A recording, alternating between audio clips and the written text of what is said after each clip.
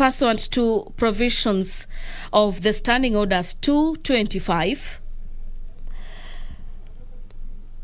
a petition will be made before the floor, and this petition pertains to enactment of a legislation to regulate the environment profession.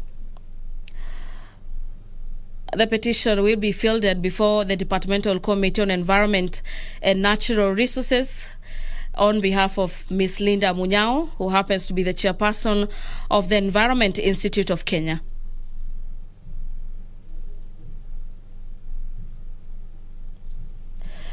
Also pursuant to Standing Orders number 42, subsection 2C, a couple of members will be requesting statements through specified departmental committees, and member for Molo, Honorable Kimani Kuria, will be seeking a statement on the high cost of fertilizer in the country, and his request will be fielded before the Departmental Committee on Agriculture and Livestock. The Honorable John Kiarie, member for Dagoretti South, will be seeking a statement on regards to recent ban on scrap metal. This was a ban by the President on the scrap metal trade. And Honorable Member Corneli Serem, Honorable Member for Aldai, will be making a statement.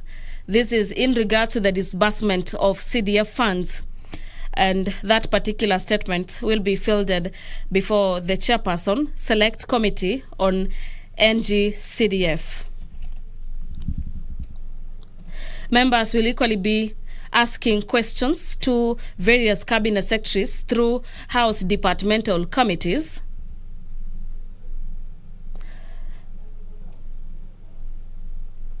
And Honorable Member Bernard Okoth, member for Kibra, will be asking the Cabinet Secretary for Health to provide a status report on key medical equipment. These are equipment for treatment of cancer and kidney ailments available at Kenyatta National Hospital, and in particular radiotherapy and dialysis equipment. And Honorable Member will also be seeking to understand the measures the ministry has taken in place to cushion cancer patients from suffering occasioned by perennial breakdown of cancer treatment equipment. Those questions will be replied by the Departmental Committee on Matters Health. The business of the House is just about to kick off, and I'll now be handing over for the live broadcast. Enjoy your viewing. Good afternoon.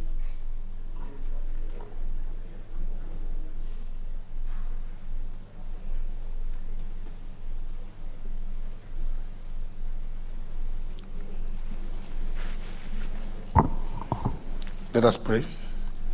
Almighty God, who in your wisdom and goodness have appointed the office of leaders and parliaments for the welfare of society and the just government of the people, we beseech you to behold with your abundant favor as your servants whom you've been pleased to call to the performance of important trusts in this republic. Let your blessings descend upon us here assembled, and grant that we treat and consider all matters that shall come under our deliberation in so just and faithful a manner as to promote your honor and glory, and to advance the peace, prosperity, and welfare of our country, and of those whose interests were committed to our charge. Amen.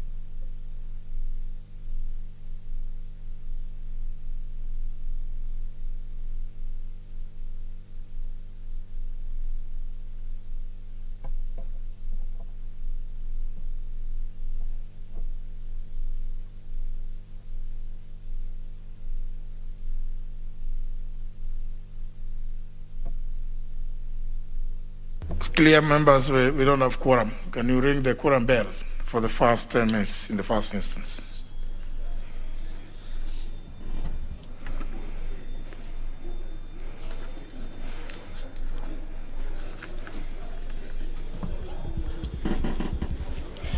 The Speaker of the National Assembly has, pursuant to Standing Orders number 35, subsection 1, ordered that the bell be rung. This is to allow for more members to make their ways into the chamber to necessitate the House to have the requisite number to enable it to transact business this afternoon session. The member for Marsabit County, Honorable Safia Sheikh, will be asking the Cabinet Secretary for Education what special consideration is the ministry taking in place to ensure construction of more boarding schools for children. This is our children from the pastoralist communities living in Marsabit County. Further questions by the Honourable Member is what plans has the ministry put in place to guarantee equal access to education? This is for children whose parents practice nomadic lifestyle. And finally, the steps the ministry is taking to reduce the rate of illiteracy as well as stigma, cultural biases which infringe on the right to education. Those particular questions will be replied before the Departmental Committee on Matters Education and Research. Honorable Olago Oluoch, the member for Kisumu West, will be asking the Cabinet Secretary for East Africa Community as well as Regional Development to provide the status report. This is on the payment of terminal dues to former employees of the defunct East Africa Post and Telecommunications Corporation who are not compensated. This is following the winding up of the corporation in the late 1970s. Questions by Honorable Aloch will be fielded before the Departmental Committee on Matters Labour and Social Welfare. Members of Parliament continue streaming into the chamber. According to the provisions and with the current state of COVID-19, at least 50 members are required in the chamber to have the House commence business. The Honourable Member for West Mugiramgo, Honourable Kemosi Mugaka, will be asking the Cabinet Secretary for Transport to explain why the funds for the maintenance of the rural roads under the Roads Maintenance Levy, this is a fund for the financial year 2021-2022, are yet to be disbursed. Could the Cabinet Secretary further explain when the funds will be disbursed? This is given that there are just over 4 months left to the end of the current financial year. Questions by Honorable Kemosi Mogaka will be replied before the Departmental Committee on Transport, Public Works, as well as Housing. Honorable Joshua Kandie, who is the member for Baringo Central, will also be seeking questions through the Departmental Committee on Transport. And the questions by Honourable Member is that the member will be seeking to understand measures taken by the ministry to ensure that the funds are allocated towards the completion of the Kenya Medical Training College in Cabramatta Town. What measure the ministry is putting in place to ensure that the said project is completed, and further provide the expectation for the completion period and dates for the particular institution.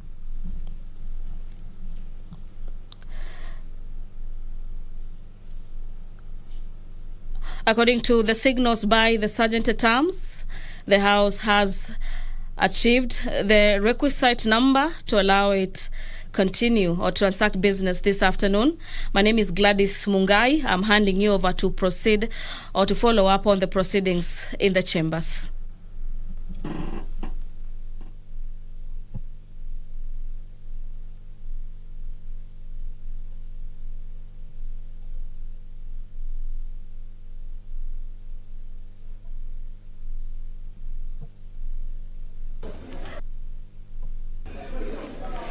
Order. We now have quorum. We can commence business. Order number 1, administration of oath.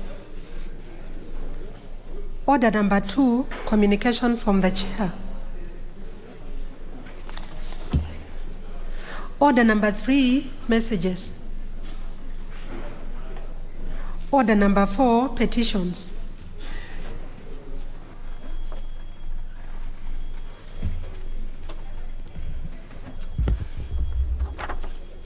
Honourable members, I wish to convey this petition, public petition, being petition number 3 of 2022. Honourable members, as you are aware, standing order number 225, subsection 2, paragraph B requires the Speaker to report the House any petition other than those presented by a member.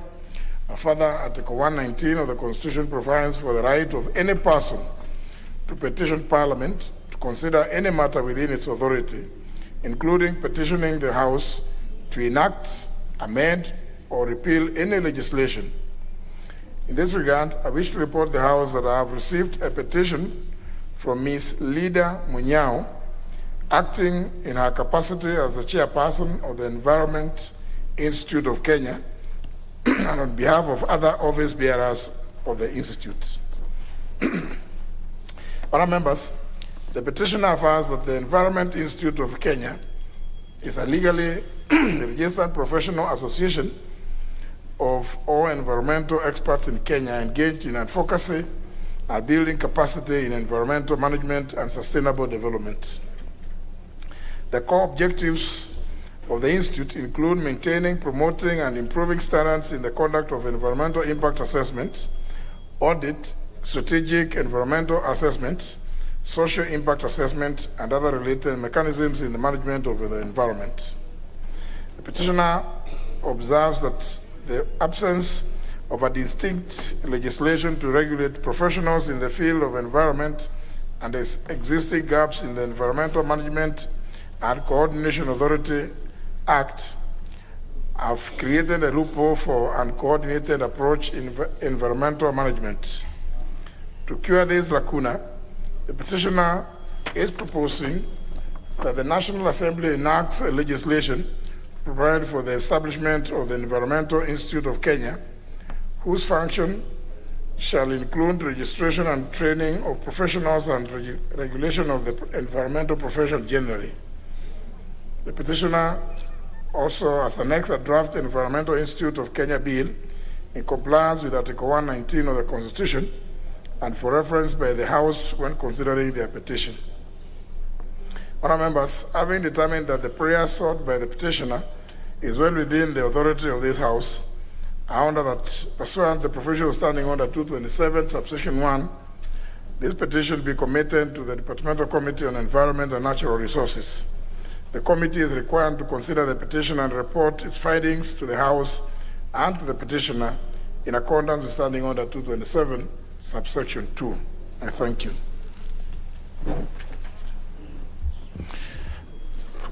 Honourable members, I wish to know whether all the members who have placed interventions wish to make comments with regard to this petition.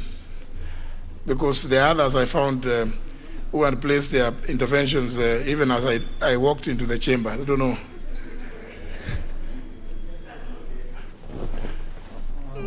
Member for Kamukunji.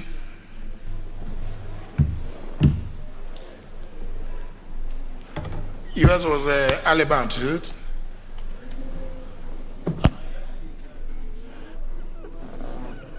Very well. Honorable Sankok. Thank you very much, Honorable Speaker. I really do support the petitioner, Honorable Speaker, because environment is very important. And if this House can enact laws to make sure that we have an environmental committee or a state corporation that deal with the environment, because the impact of climatic change is really affecting all of us. We have just survived a drought that have killed most of our animals, Honorable Speaker. So I support the petitioner, and I would like the Committee on Environment to speed up so that we form that particular state corporation as requested by the petitioner, so that we make sure that there is professionalism in dealing with our environment. Honorable Speaker, if you see, I normally wear green to represent the environment. So I am one of them. I'm an environmentalist, Honorable Speaker. Honorable Speaker, recently I was on a very beautiful suit, Honorable Speaker, but I found that I became too handsome. And that I didn't know that I'm that handsome, Honorable Speaker. So I've changed back, Honorable Speaker, so that at least I don't become hot cake. So, Honorable Speaker, I support the petition. Who told you that you are hot cake? Honorable Sankok.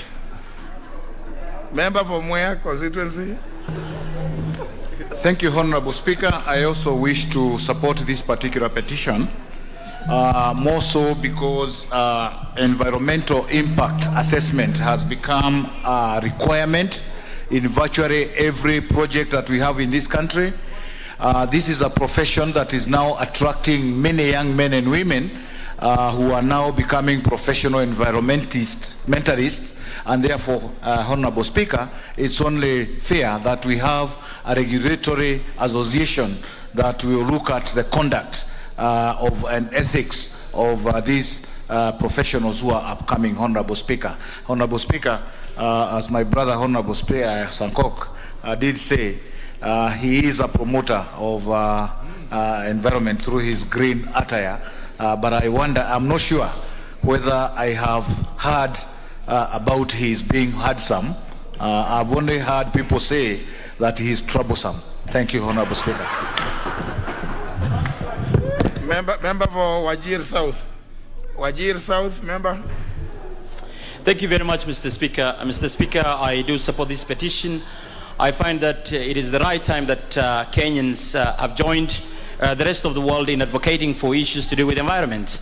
It is very important that we realize that professionals and future generation needs to be considered at this particular time when actually climate change and environmental issues are becoming one of the bigger challenges. And therefore, I do support this particular petition and say that we actually need to enact laws that govern this country in terms of institutions that can propel this country's environmental issues to the next level. Thank you very much. I do support this petition, Mr. Speaker. Member for Kisumu West.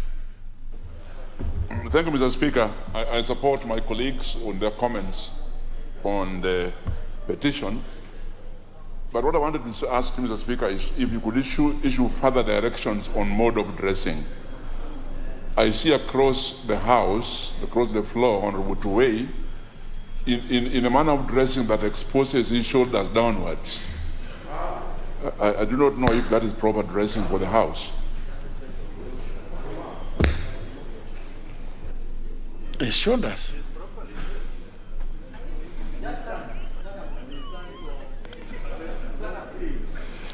I actually thought that the Honorable Olawal is the one that appeared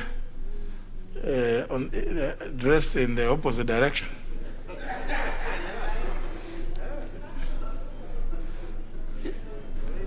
So he appeared to have seen the speck in his brother's eye and forgot the log in his.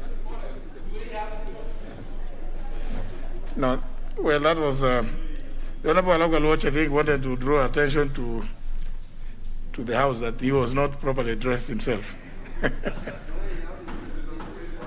The way to stand up, you'll see it for yourself. Honorable Tuwei, what is up? Can you be upstanding? What? In short sleeves? Honorable Tuwei, you are here in short sleeves? No. Please go and change. Go and change. Go and change. Go and change. You know, honor members, let us also allow, because you know this house yes. Member for Gilgil on the comments.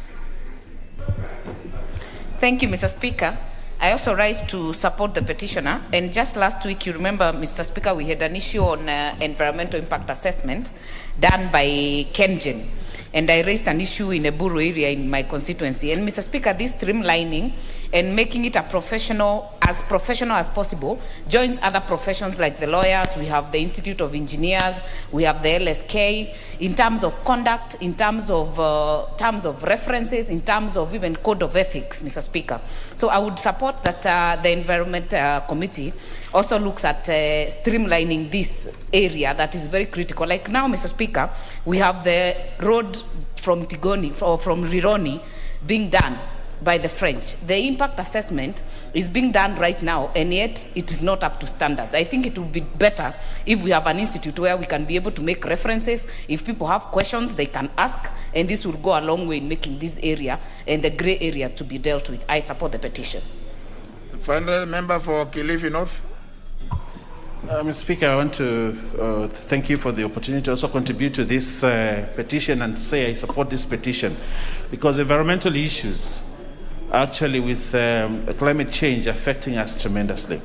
But again, we also need to look at when we have the National Environmental Management Authority, do we actually need other institutions that need to be put again? Why don't we strengthen the National Environmental Management Authority to ensure that they do their work and do it properly for the benefit of the country? Because what NEMA is doing right now is very dissatisfying. There's a lot of problems. You know, I know what happens in my constituency. There's a lot of mining, there's a lot of rock cutting and stone cutting. But then you go and look at what is being done after people have excavated, and NEMA does nothing about it, and they know the danger. People are actually dying in those pits after rains.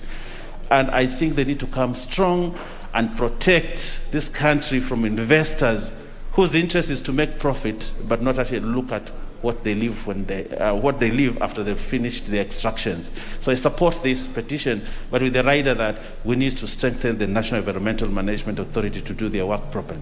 I thank you, Mr. Speaker. Well, I think it's... you see, but you know, when you appear to have made up your mind much later, it's not right, because I'm guided by the intervention button. But before I do that, before I give you the chance, because I know you are very passionate about matters of environment, Honorable Chachu, let me recognize pupils from the Royal Brain School from Kiambu County, made up of classes 6, 7, and 8, who are in the Speaker's Gallery. You are welcome to observe the proceedings. Honorable Chachu Ganya. Thank you, Mr. Speaker. Mr. Speaker, I do also rise to support this petition. Mr. Speaker, we surely do need such an institution, a qualification authority on matters of environment. But having said that, Mr. Speaker, we have many environmental institutions in this country. NEMA is one. We have Kenya Wildlife Service. We have Water Resources Management Authority, and many others. Most of the institutions, Mr. Speaker, are poorly staffed, poorly resourced. They hardly have much of any staff. So I don't see the value of creating new ones when what we already have, with very robust policies and laws, are not able to do what they are created or established to do in this country. While I do support this petition, I really wish the ones that we already have, the speakers, and I really think they have very robust policies and legislation managing them, are funded and are enabled to do their work in this country. I thank you, Mr. Speaker. Well, of course, the petition will be referred to your committee, Honorable Chachu, and he will be looking at the allegations about the existing lacuna in the MCA Act, so that you see whether there is need to address the issues, the concerns of the petitioners, and whatever you find you can recommend to the House. But as it is, they have even attached a bill, a proposed draft bill. So I think, I believe, with your experience and your passion, the petition is going to the right place. And your team, finally, on this one, Honorable Otiende Amolo. Thank you, Mr. Speaker. Mr. Speaker, I support the spirit and context of the petition, not necessarily the conclusion. For I think that conclusion is what the committee must examine. Because, Mr. Speaker, while it is a good thing to have more bodies regulate the environment, and while it is also true that some of the bodies we've had, including NEMA, have tended to focus more on development rather than environment generally, They've tended to focus on who's doing development, what are the licenses to be given to them, rather than on essential issues of environment, including the 10% tree cover. That, what are we doing to encourage people, even along the lake, as I'm now doing in my constituency, to grow, for example, bamboo? What are we doing to ensure that there's essential tree cover? They tend to focus only when people want to do development, because obviously that's where there's the money. And also they're over-concentrated in urban areas and not so much in rural areas. But Mr. Speaker, we must also caution that some things are not necessarily as a result of lacuna of legislation. We must caution ourselves that not every human problem is solved by legislation. There are some problems that are solved by policy. And the committee therefore will examine and ask themselves, is it that we do not have sufficient legislation, or is it non-implementation of that legislation? But overall, I support a re-examination of the operation of the MCA Act with a view to us achieving a better tree cover and conserving the environment. Thank you, Mr. Speaker. Very well. Now we are through. Even if he's the grandfather of the house now, who has suddenly found that he has something about the environment he wants to say. Honorable Jimmy Angwenyi. Thank you, Mr. Speaker, for giving me a chance to contribute on this important matter. Mr. Speaker, I come from an area, the Kisii County and the Kisii and Nyamira counties, where environmental degradation is the worst in the country. Mr. Speaker, our waters are actually more to spread diseases than for us to drink.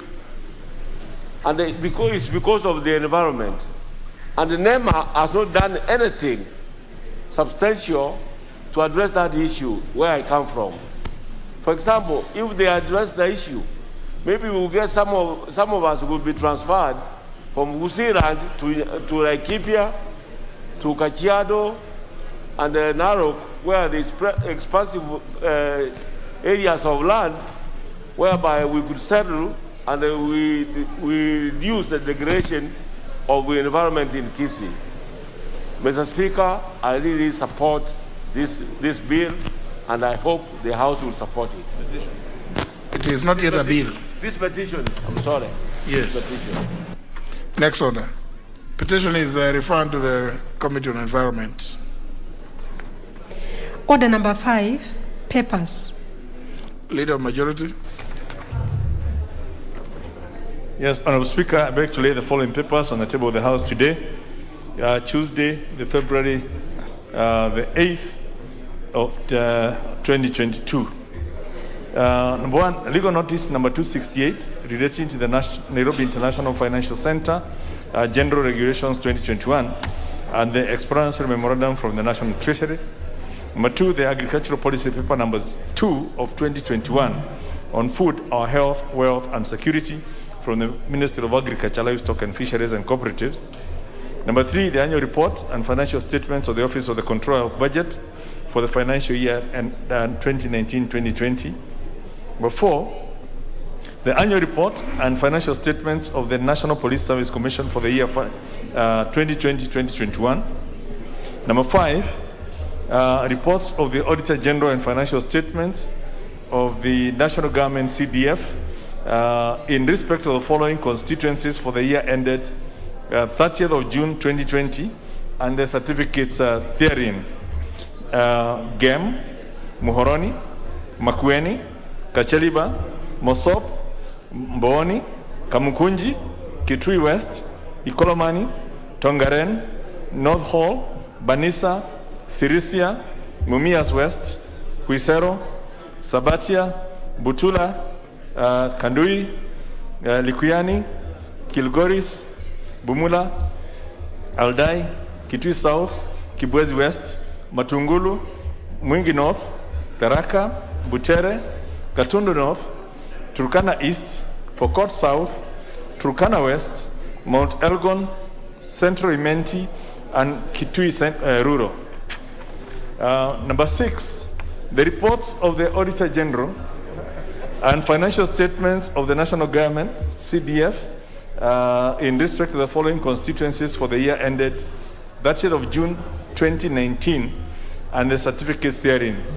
And these constituencies are Webuye West, Kathiani, Kiharu, Tarbaj, Subukia, Molo, Samburu West, Dagoretti South, Galole, Kapseret, Keyo North, Embakasi West, Starehe, Novi Menti, Voi, Mwingi Central, Kaiti, Matungulu, Turkana South, Kandui, Awendo, South Imenti, Bomet Central, Samburu East, Makueni, Kajiado East, Mboni, Lurambi, Embakasi East, Ndiwa, Kitui West, Kitui South, Kuresoi North, Machakos Town, Masinga, Kwanza, Mandera West, Mwala, and Ijara.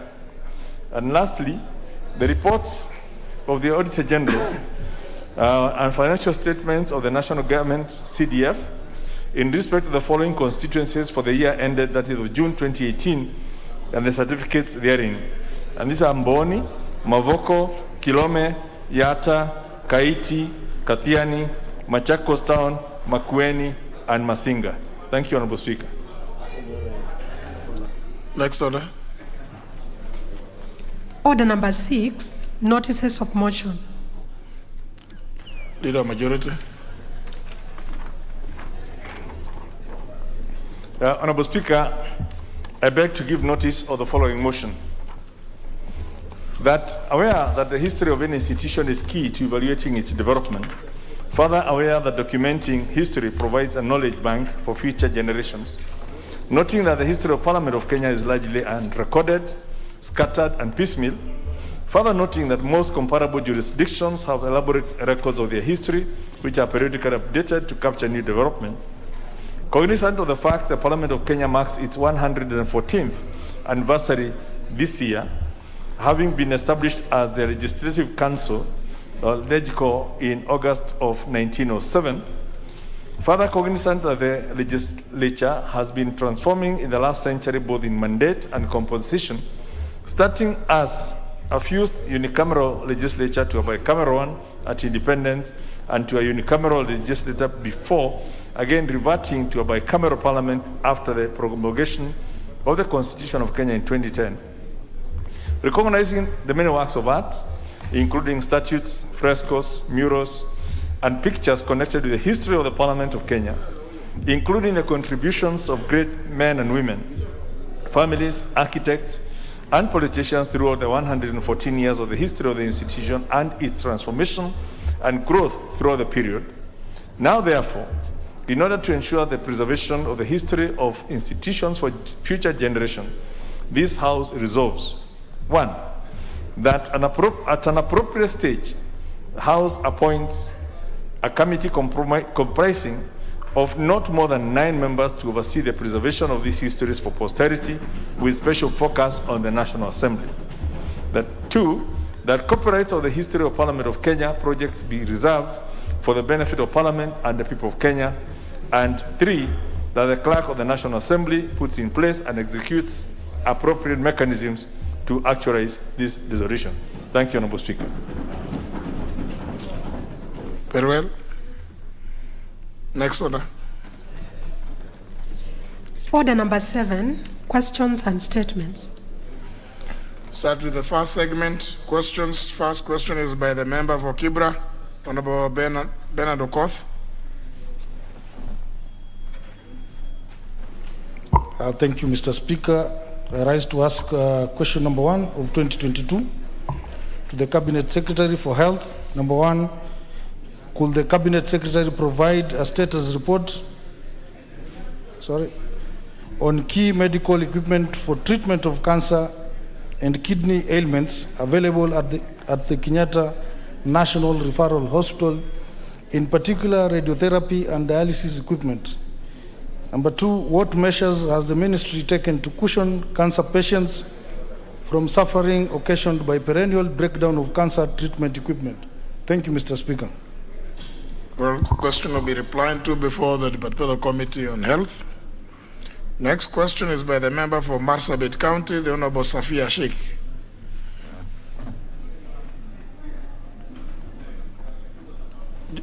Do you have a count? Thank you.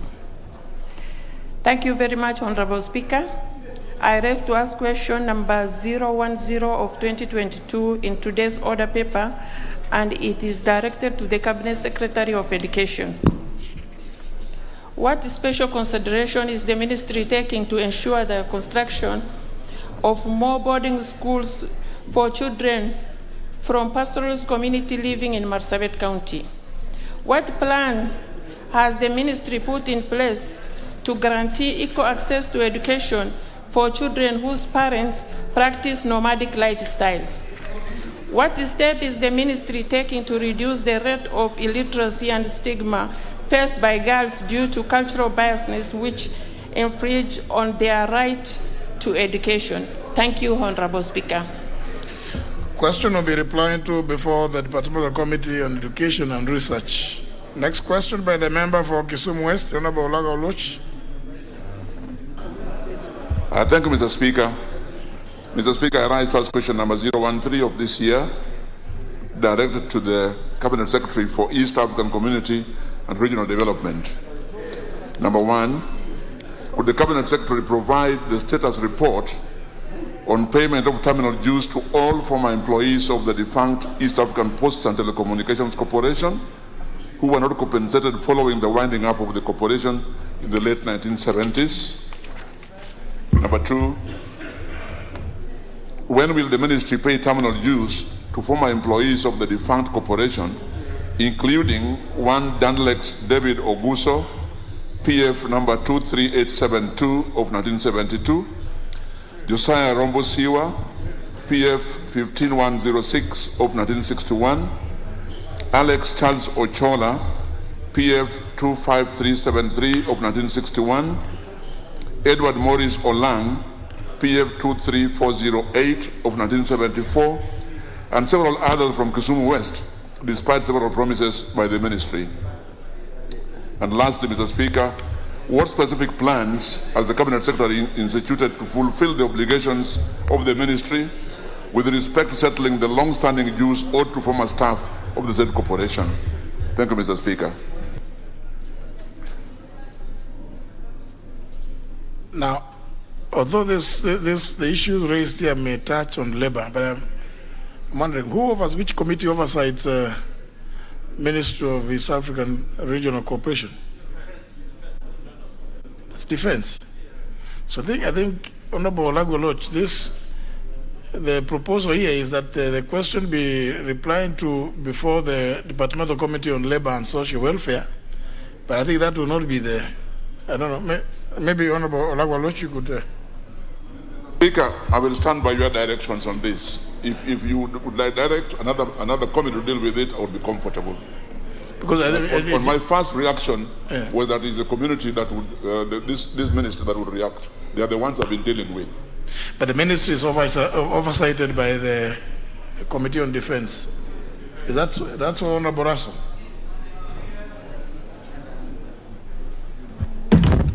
Thank you, Honorable Speaker.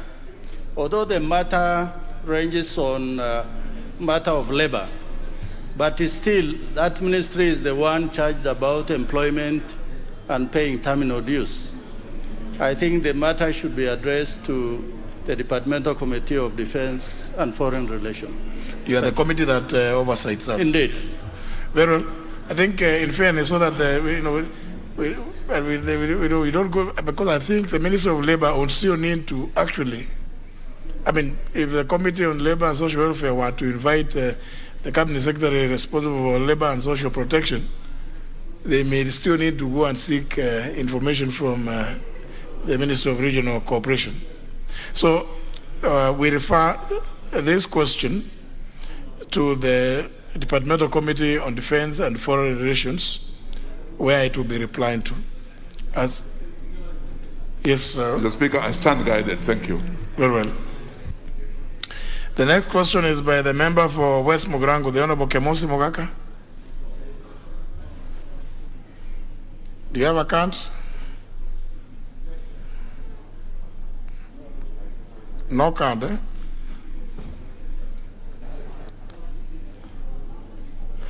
The Honorable Mogaka, you are unusual. You are in an unusual corner.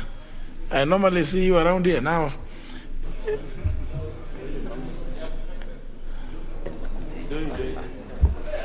Thank you, Speaker. I'm today on the government side. I'm part of the government these days. Honorable Speaker, I wish to raise question 014 of 2022. This question is directed to the Cabinet Secretary for Transport, Infrastructure, Housing, Urban Development and Public Works.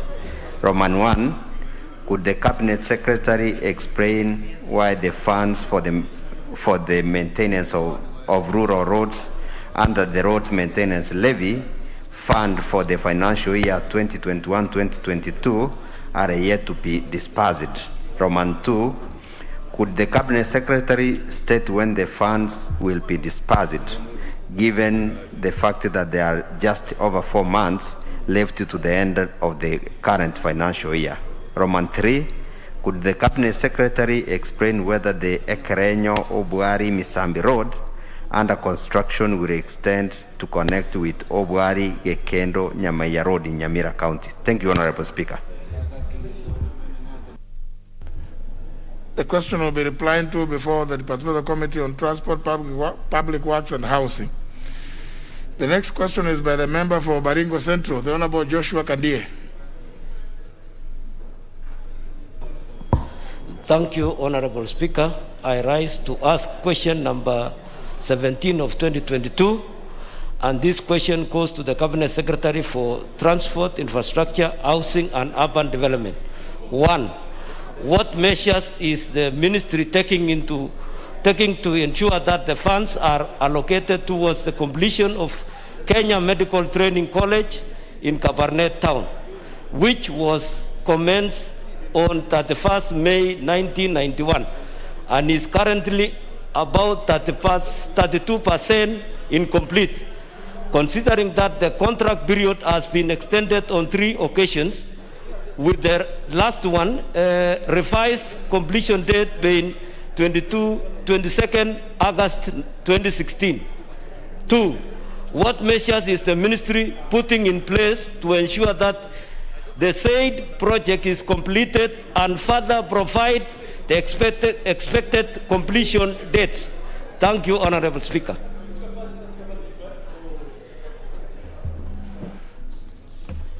Whether that question will be replied to before the Departmental Committee on Transport, Public Works and Housing.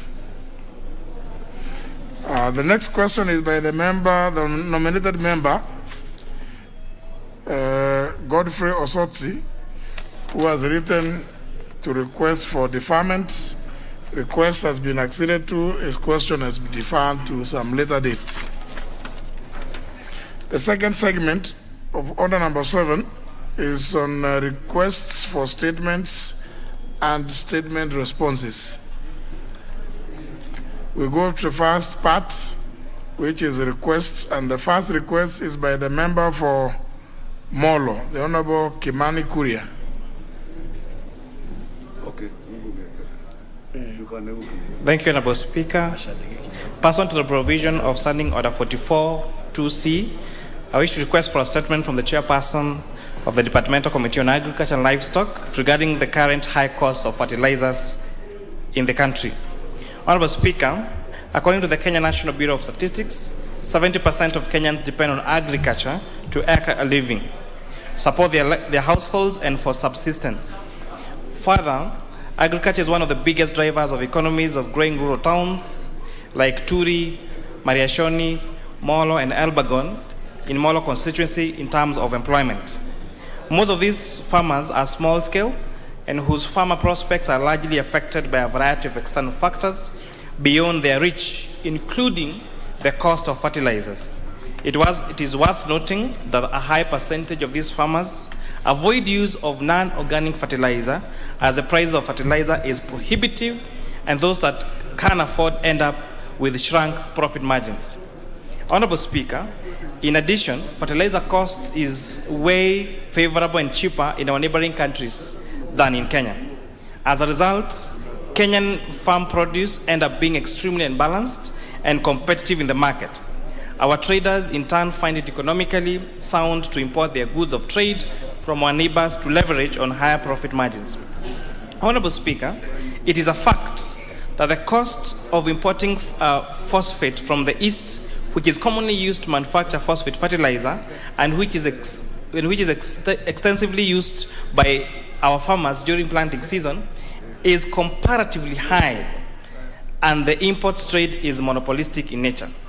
Honorable Speaker, it is against this background that I seek a statement from the Chairperson, Departmental Committee on Agriculture and Livestock on the following. 1. Could the Chairperson explain the discrepancy in the price of fertilizers in Kenya as compared to the price of the same commodity in our neighboring countries? 2, Mr. Speaker, what measures has the government put in place to subsidize duty on imported phosphate? 3, what elaborate plans has the ministry put in place to provide low-cost fertilizer to farmers, especially as we approach the planting season, and provide a lasting solution to the high cost of fertilizer? Thank you, Honorable Speaker. Where is the Chairperson, Departmental Committee on Agriculture? The Honorable Alan Haj, the Chairperson or Chairman. Tiren, Honorable Tiren. Honorable Tiren. Honorable Tiren, the House sits from 2:30. I can see you are trotting in.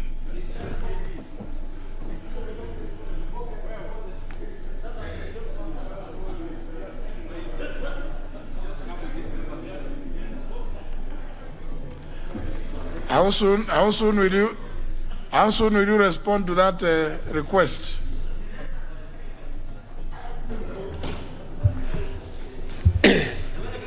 Thank you, Speaker. It's just that I didn't hear the question, but we'll respond as soon as possible. Well, the member seems to be happy, so you respond as soon as possible. The next request is by the member for Dagoretti South, Honorable John Carrier. Thank you very much, Mr. Speaker. And I rise to request a statement regarding the ban on scrap metal trade in Kenya. Honorable Speaker, pursuant to the provisions of Standing Order number 44-2C, I wish to request a statement from the Chairperson of the Departmental Committee on Trade, Industry and Cooperatives regarding the recent ban on scrap metal trade. Honorable Speaker, as you would recall, in January 2022, the government of Kenya issued a moratorium on the export, buying and selling of any scrap metals in the country.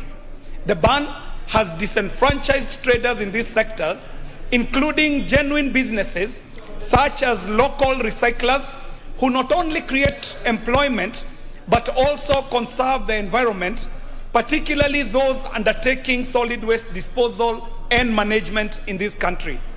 Honorable Speaker, this country has in place a law that governs the scrap metal industry. The Scrap Metal Act of 2015 provides for, among many other aspects, the regulations in the dealings in scrap metal, establishment of a scrap metal council, the framework for the licensing of scrap metal deals and record management. So, Mr. Speaker, it is tragic and disheartening to see the government imposing a ban instead of enforcing and regulating the scrap metal trade through the existing statutes. Honorable Speaker, it is against this background that I seek a statement from the Chairperson of the Departmental Committee on Trade, Industry and Cooperatives on the following. 1. Could the ministry provide a list of all the licensed exporters of scrap metal in Kenya, providing the names of the directors of the said companies? 2. What plans are in place to review all licenses issued to scrap metal dealers and exporters? 3, Mr. Speaker, are there any plans to nullify all the permits of of the people exempted by the Cabinet Secretary?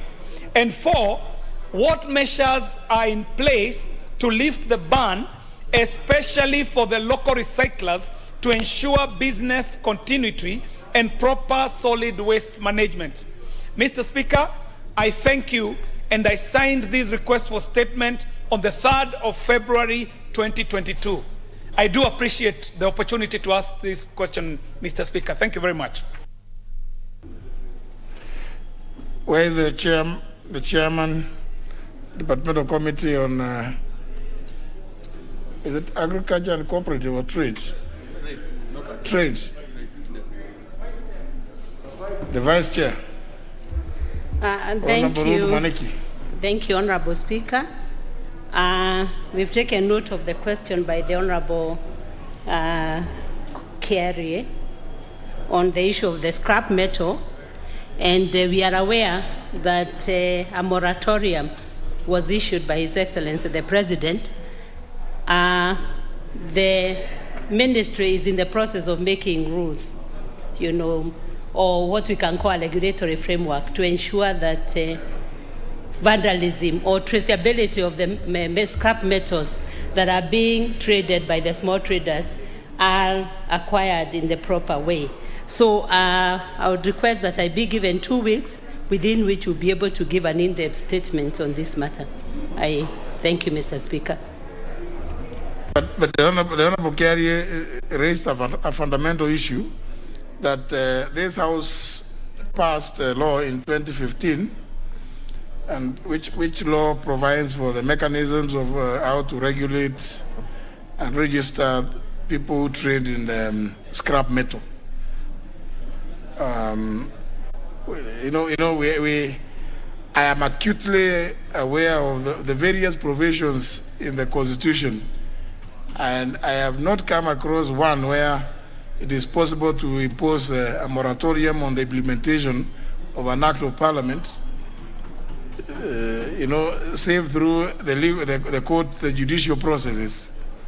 So I think it is maybe you could tell the ministry to come up with the regulations, and they cannot also come with the regulations being subsidiary legislation without also involving the House and also involving the public.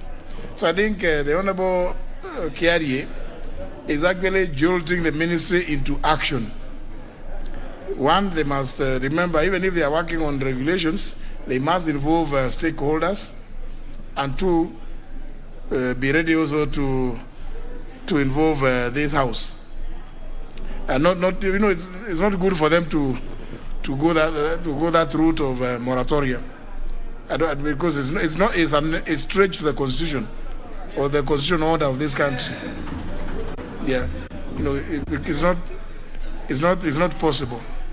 So I think the ministry is the one which is actually at fault. They should move with speed. Honorable Kiari, I think the Vice Chair says that they will be addressing that issue. You are satisfied? Mr. Speaker, the Vice Chair is suggesting that they will be getting back to us in 2 weeks. However, Mr. Speaker, it is important for Madam Vice Chair to note that time is of essence, Mr. Speaker, because some of the metals that are traded in this trade include what we call electronic waste. And as we speak today, the city of Nairobi is choking under the waste called electronic waste. When the scrap metal dealers are in operation, they normally sweep up these electronic waste and take it for reprocessing. So as we speak, the hazard is out there facing the residents of cities like Nairobi. So I do believe that the ministry does know that a law exists. The law was put in place in 2015, and I know the ministry can respond much faster. So with your permission, Mr. Speaker, I would advise that you recommend or request the committee to get back to us in 7 working days, Mr. Speaker. It would be appreciated if they would move with speed. Yes. although the Vice Chair seems to be also quite aware about what is happening. Maybe, Vice Chair, do you think you can respond in 7 days? Mr. Speaker, sir, we've just interacted with the ministry. As you know, we are going through the budget process. The supplementary and then, of course, the annual budget will follow. So there is quite a lot that is in the hands. But I can assure the Honourable Kerry that we'll speed it up the most we can. But given the workload that also the committee has, that's why I was requesting for 2 weeks. But the ministry is fully seized of this matter. I already met them this morning, and we just finished a meeting with them, and I've already told them to start working on this. And they have assured me the guidelines, the regulatory mechanism, the guidelines to help operationalize what concerns the Honourable Member. They are already in place, and they will be sharing them with the sector tomorrow, so that there is an interface before they finally now bring them to the House. So if you can give us 2 weeks in view of the budgetary process, I would really be much obliged, Mr. Speaker. Thank you. The Honourable Kerry accedes to your request. 2 weeks it is. I hope it's not on this.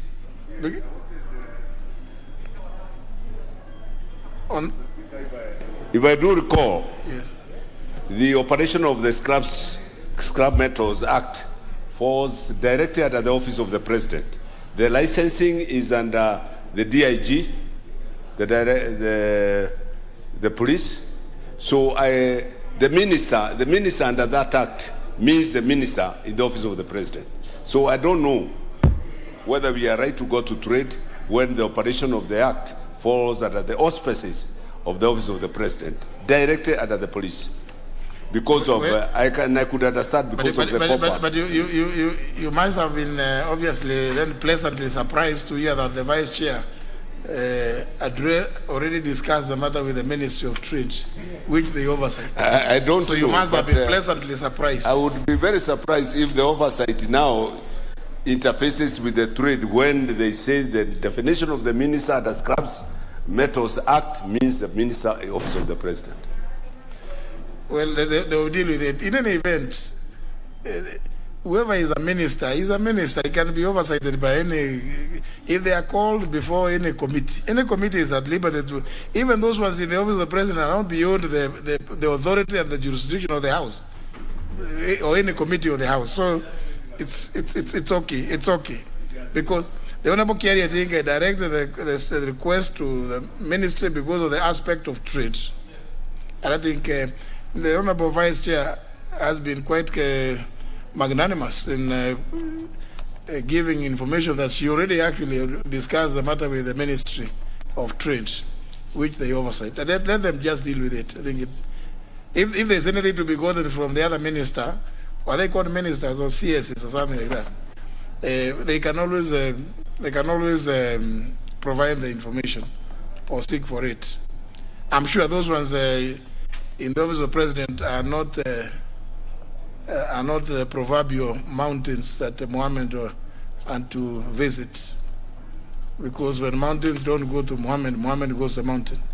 So if the Ministry of Trade cannot go to OP, the OP people can't go to the Ministry of Trade, then the Ministry of Trade can walk to the OP, or vice versa. No, there's nothing out of order, Honourable Sankok. Certainly the Vice Chair has been quite magnanimous on the, because she has acted like somebody who already expected this question. What's your point? Thank you, Speaker. Speaker, from your directive, it seems that the moratorium was actually illegal because it have not come through this House. Does it mean that the traders will continue trading on scrap metal and we ignore such roadside moratoriums until that time that it have come to this House and the regulation have been ratified by this House? You know, if you have said that the House must be involved, if you have said that the laws must be made, if from the statement from Honourable Kerry say that there is a law that exists and we have not amended that law or repealed that law, then the moratorium is illegal. and it does not work, and that all the scrap metals, as I asked them now, continue with the scrap metal business. It was illegal moratorium. Thank you, Honorable Speaker. I just want your guidance. No, other members, you know, Kenyans are intelligent people and they know how to enforce their legal rights. They know how to enforce those rights. But of course, among other avenues through which they can apply pressure is through the legislature. So I think I'm sure those people concerned also are quite alert to the fact that, or alive to the fact that they can seek redress elsewhere. If, for instance, there's anybody who is choking, the Honorable Kiari talked about the city choking. People should find ways of enforcing anti-dumping regulations.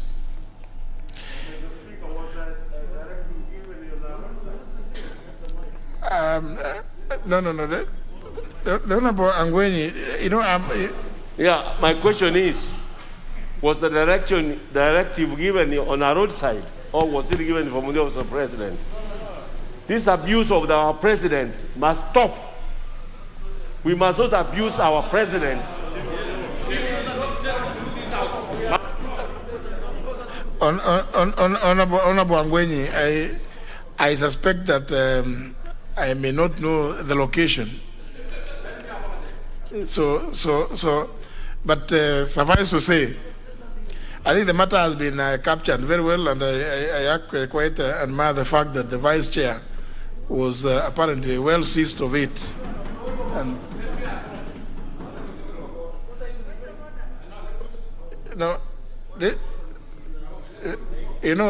I will not allow frivolous points of order. You cannot engage me in that kind of altercation. Honorable Ajala,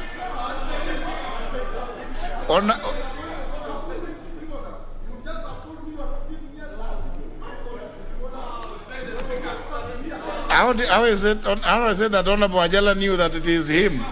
The Honorable Sankok was also rising on a point of order. The Honorable Wamushomba.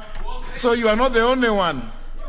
If you are bitter about something, please go and have lunch. You know, go and have lunch, and come back when you are okay. Don't, Honorable Ajala.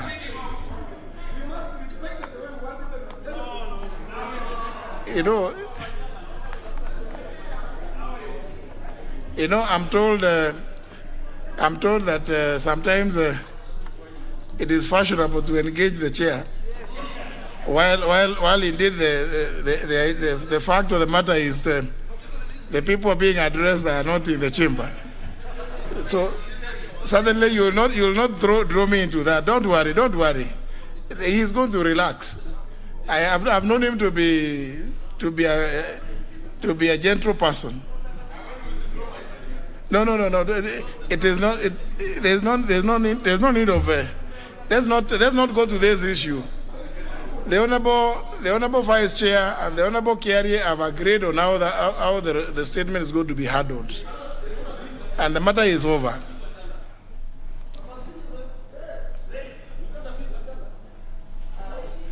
Now,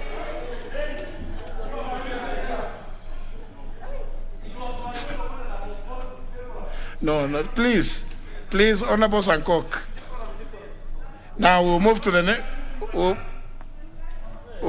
next statement, being is a response by the chairman on the select committee dealing with the National Government Constituencies Development Fund. The Honorable Wamunyinyi. Request, is the Honorable Cornelius Serem in the house? Yes. I'm seeing your card. Thank you, Mr. Speaker. I rise to give a statement on the status of receipt and disbursement of National Government CDF Fund as of the 7th of February 2022. Mr. Speaker, this follows a request by members who sought to know why, the Treasury has not released funds to the constituencies for bursaries and projects which have not been completed. Mr. Speaker, I'll go straight to the status. I'll skip the preliminaries. Fund allocation and receipt to date for this financial year 2021-2022. Mr. Speaker, the National Government Constituency Development Fund was allocated a total of 41,714,800,000 for the financial year 2021-2022. Subsequent to the allocation, the board determined the financial ceiling for each constituency in consultation with the National Assembly Select Committee in line with the provisions of Section 6 and 34 of the Enabling Act. This paved the way for the National Government Constituency Development Fund committees to embark on preparation of project proposals for this financial year, and the board has since deliberated on all the 290 project proposals from the constituencies. Mr. Speaker, Section 39, subsection 2 of the Act provides that the disbursement of funds to the constituency fund account shall be effected at the beginning of the first quarter of each financial year with an equal amount equivalent to 25% of the annual allocation to the constituency, and thereafter the constituency fund account shall be replenished in 3 equal installments at the beginning of the second, third, and fourth quarters of the financial year. Mr. Speaker, pursuant to this section, and this being the third quarter of the financial year, the expected receipt to date amounts to 31,286 million, out of which only 22,428 million has been received, leaving a balance, Mr. Speaker, of 8,857 million, which has not been received to date. Mr. Speaker, because of the alleged reported non-performance of the economy, we had agreed with the minister, the cabinet secretary, that he would release funds in equal installments of 2 billion per week from last financial year, Mr. Speaker. Now, going by this undertaking, the CS released up to 24th of November 2021 a total of 20 billion. This year, on 12th of January, he released 2 billion, making it a total of 22,428,700,000. Mr. Speaker, we also had some pending receipts of 4.9 billion from previous financial years, 2012, 13, 14, and 15, which has not been released. This, Mr. Speaker, the committee set up a team, a subcommittee, which established that the funds had not been received. A report was tabled before the House and debated. Mr. Speaker, this House adopted that report with the resolution that the Treasury be compelled to release the funds to the constituency development fund committees. Mr. Speaker, it was then agreed that this was going to be put in the supplementary budget that we expect before the House anytime. But I'm informed, I'm not sure, I've not seen it, but I'm informed, Mr. Speaker, it is not part of what is going to be tabled. That means that we're going to continue to do without the pending receipts amounting to 4.9 billion. The Speaker, details of these releases and the pending receipts are in a report which I'll be tabling, and members could access it in the table room, or room number 8 as popularly known. Mr. Speaker, Section 7, subsection 2 of the Act 2015, as amended in 2016, provides that all funds allocated to constituencies shall be cumulative and shall be carried forward from one financial year to the next financial year should the funds not be received, including funds returned into the accounts in accordance with Section 6, subsection 3, or funds which are not utilized for whatever reasons. Section 40 of the Act, Mr. Speaker, further provides that the board shall ensure that the list of projects forwarded to it by each constituency is, upon approval, funded in accordance with the Act. Now, Mr. Speaker, coming back to this financial year 21-22, out of 22 billion, 428 million that was received, the board has disbursed 19 billion, 209 million, 800,000 to constituencies, while 1.2 billion has been disbursed to the board secretariat for its activities.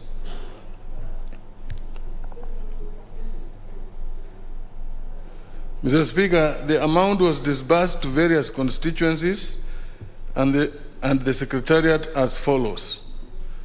274 constituencies have received between 47 and 57% of the funds allocated, amounting to 18 billion 409 million 800,000. Mr. Speaker, 16 constituencies have received 36% of the funds allocated, amounting to 800 million. Then the 1.2 billion has been disbursed to the board. Now, Mr. Speaker, the board is in the process of disbursing 2 billion, which was received on 12th of January and has been held in the central bank account. We had hoped that more funds would be received so that a larger amount is released to the constituencies. But since no more funds have been received from the Treasury, we have asked the board to release the 2 billion, which would amount to only about 5 million per constituency, Mr. Speaker. Now, I want to conclude, Mr. Speaker, by saying that the Treasury has not complied with the law in terms of release of funds to the constituencies. Because as of now, we ought to have been, this being the third quarter, we ought to have been received at least 3/3 of the total allocation, which would amount to about 100 million per constituency, Mr. Speaker. But now constituencies are about 60. Actually, to be precise, 276 are about an average of 66 million. Then the 36, the remaining are about 45 to 50 million, Mr. Speaker. So, Mr. Speaker, I have engaged the leadership. You are aware, Mr. Speaker, your office has been very helpful in the past, and I still trust that you'll also put in word to help members receive these funds, because the projects that were initiated need to be completed, Mr. Speaker. Bursaries for school-going children, as schools have opened and many have not gone to school, Mr. Speaker, constituencies need to be funded so that they can do what they always do to support the needy children. So, Mr. Speaker, as I said, with the leader of majority, the whip, and the rest of the members of leadership, we need to push to ensure that the Treasury releases the funds. I think there is nothing more I can say because that is the status, Mr. Speaker. I thank you very much. Honorable Serem. Thank you, Mr. Speaker. I'm so disappointed with the answers from the chair that the CS has consistently violated the law, Mr. Speaker, in releasing the funds. If you are the CS Treasury and you are supposed to release the funds at every quarter, and for this case, we have less funds for this quarter, which is against the law. What happens in such a situation, Mr. Speaker? Number two, Mr. Speaker, how many times do we have to raise this issue before this House to discuss the issue of releases of the funds? Do we have to protest so that we are given funds, Mr. Speaker? If we are discussing about engaging the leadership of this House, I'm sure the CS Treasury is watching us. The CS Treasury doesn't have to even watch us. He is supposed to comply with the law and release the funds to our constituents, Mr. Speaker. Second, Mr. Speaker,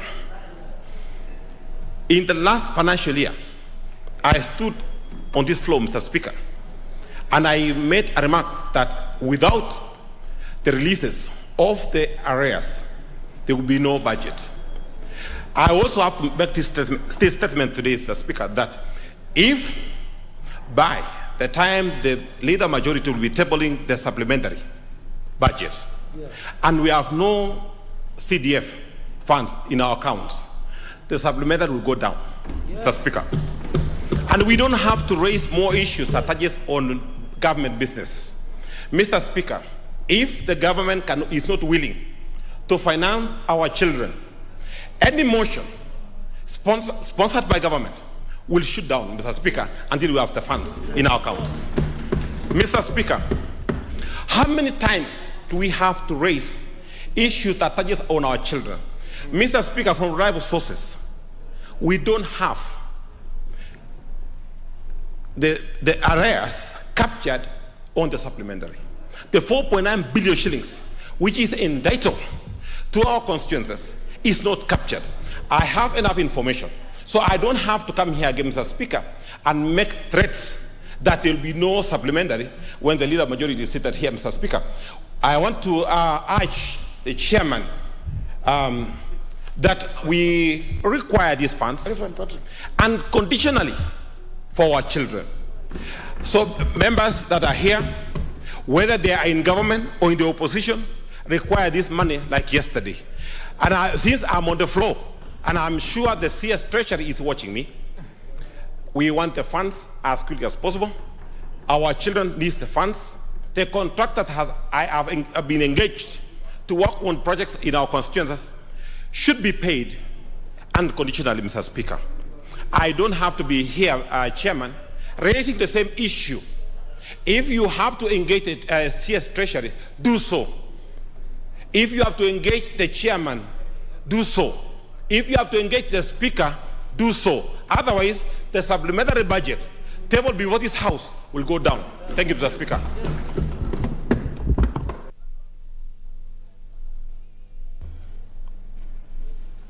Is that notice of intention to treat?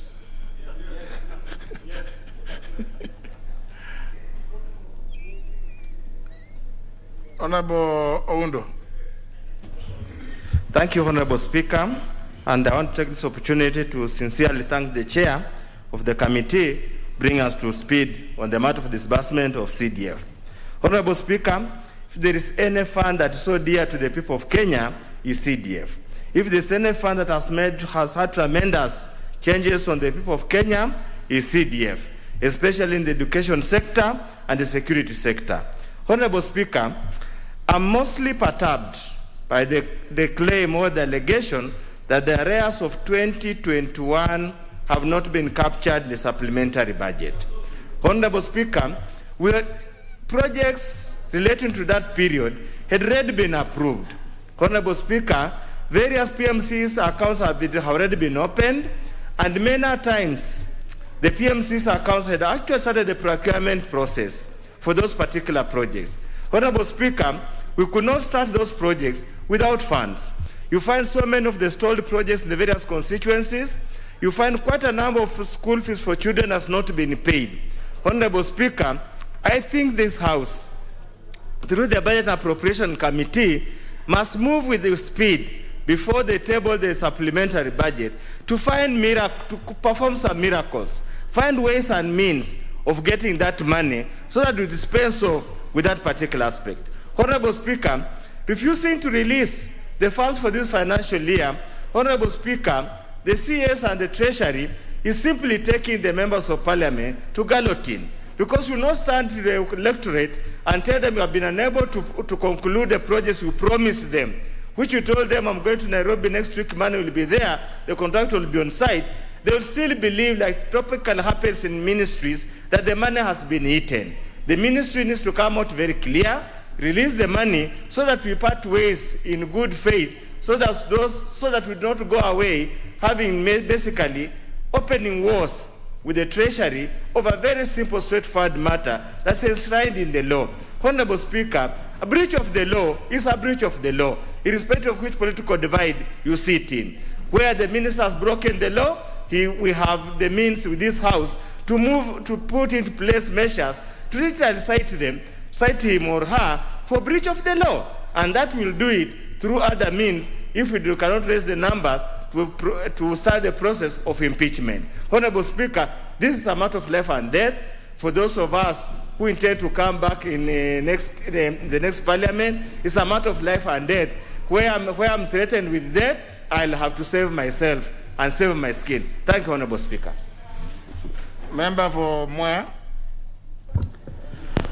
Thank you, Honorable Speaker, and I also want to thank the chair of the committee on CDF.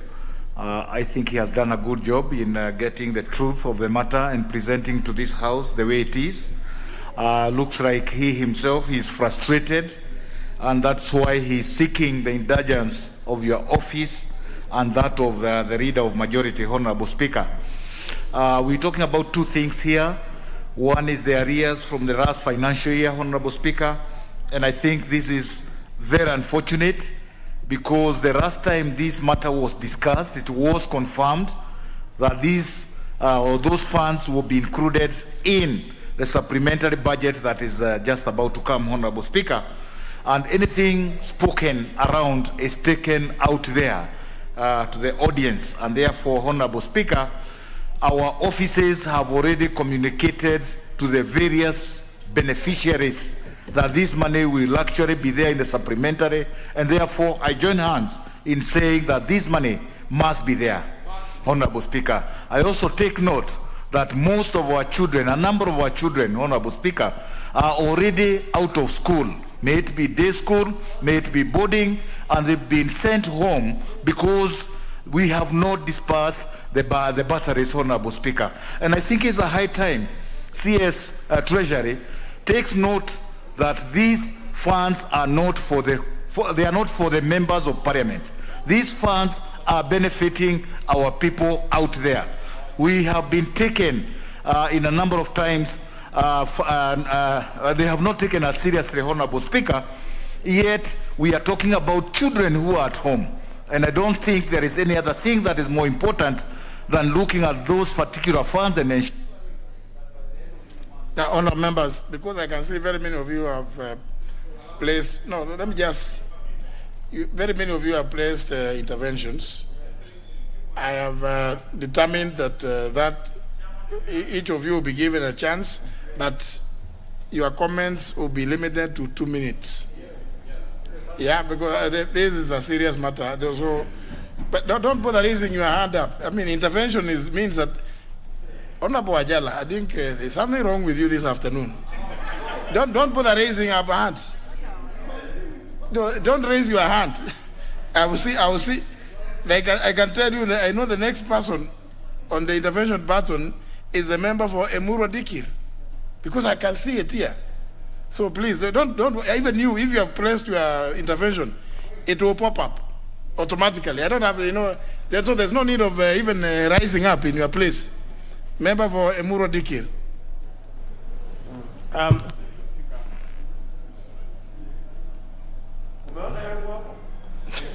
Thank you, Mr. Speaker, for also allowing me to make my contribution on this particular matter.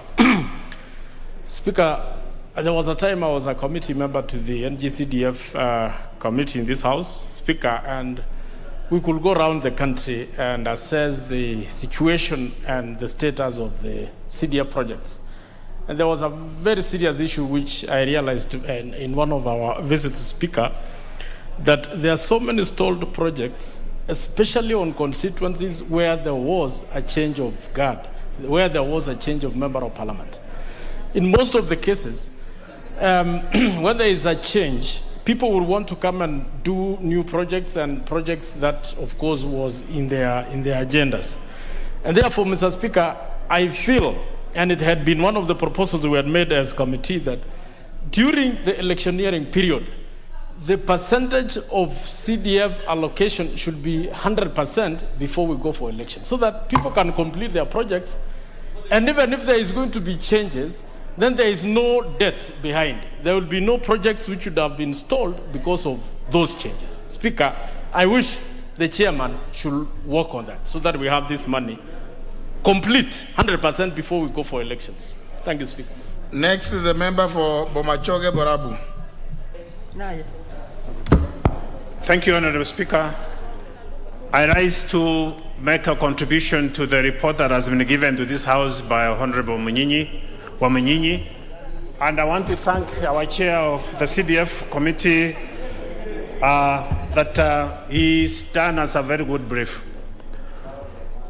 Honorable Speaker, we are in this House because we contribute substantially to the development of this nation.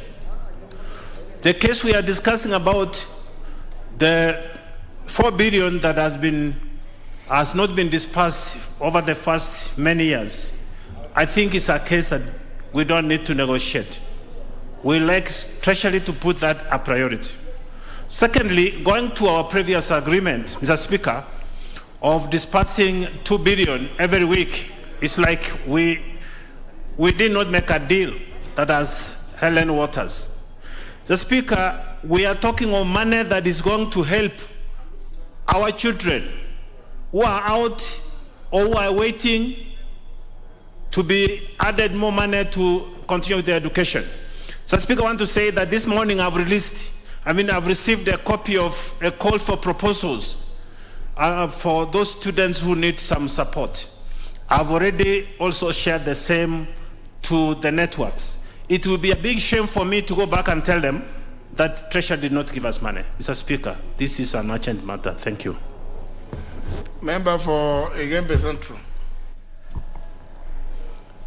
Thank you, Mr. Speaker, for giving me this opportunity to earn my voice on this emotive issue. Mr. Speaker, I personally don't agree with, I don't agree or appreciate the report which has been brought by the chairman, but I also thank him for having brought the same, and more so, I can see he's also frustrated because of whatever is happening. But Mr. Speaker, let me tell Treasury here and then, or whoever is supposed to disperse this money, they are sitting on this money, I guess, and I am not ashamed to say it's on purpose, and they want to frustrate us, frustrate the sitting MPs, so that at least we get frustrated down there. They are sitting in their offices, but we are receiving the bulk of the problems which we are facing there.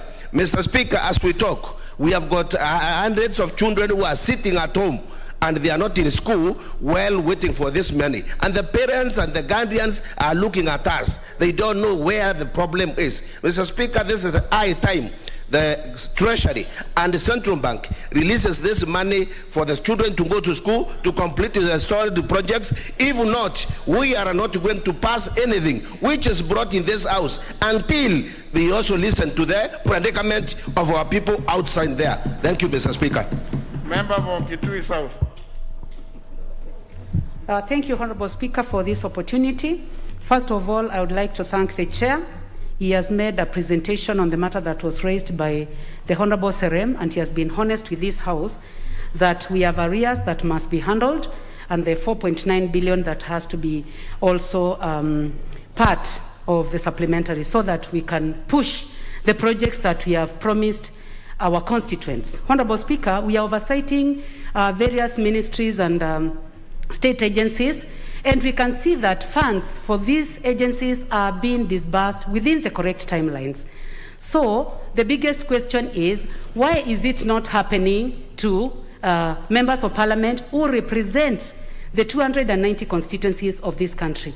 Honorable Speaker, CDF is the only government project which has projects and programs that have benefited people and that can be seen all over the country in an equitable manner. So, Honorable Speaker, we cannot be kind to others and not be kind to the people who send us to this House.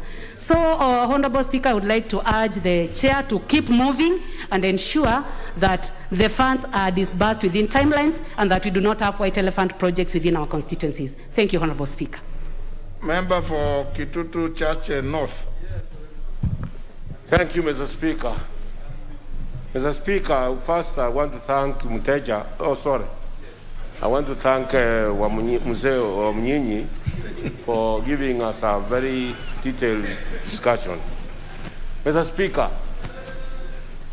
the supplementary budget is within the committees that are involved, that are dealing with this aspect. One is the Departmental Committee on Finance and Planning.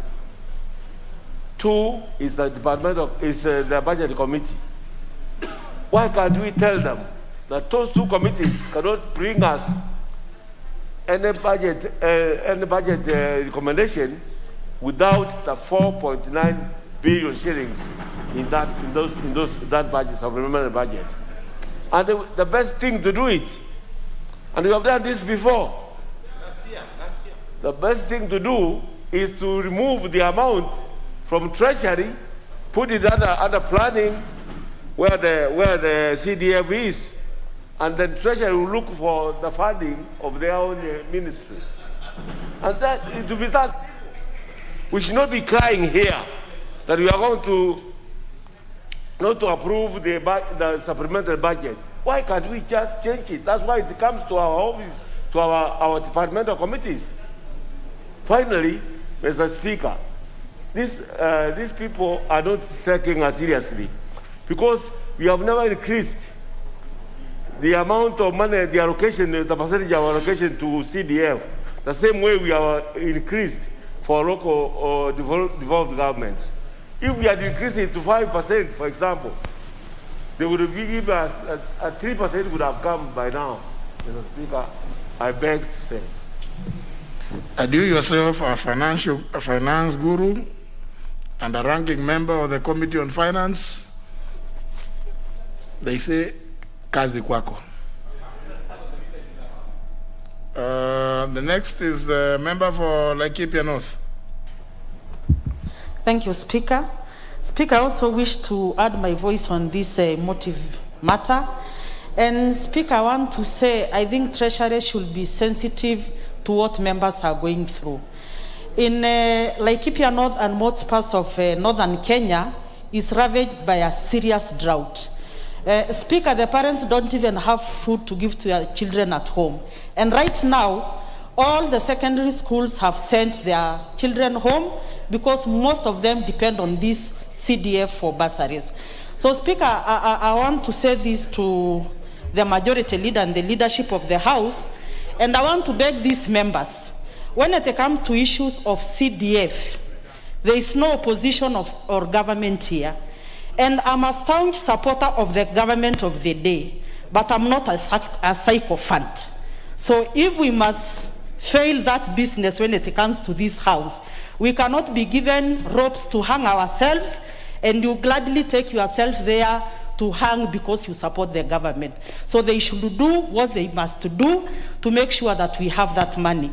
Secondly, Mr. Speaker, when you look at the arrears for last financial year, you know we had already committed that money, we have done public participation, and now because this is an electioneering year, our opponents are busy going around telling the public that we have eaten that money, which Treasury is gladly sitting on in Nairobi. So I want to urge my colleagues, let us do what it takes. Let us not be crying babies, because it is us who pass those businesses here. Thank you. Don't eat it. Spend it. Member for Eldama Ravine. Thank you, Mr. Speaker. Mr. Speaker, this matter of CDF is really, really very important. And especially this year, Mr. Speaker, 2022, that including myself, Mr. Speaker, I will not be in this house in the next parliament. And I want, Mr. Speaker, to make sure that all the projects in Eldama Ravine will have been processed before we transit to the next government.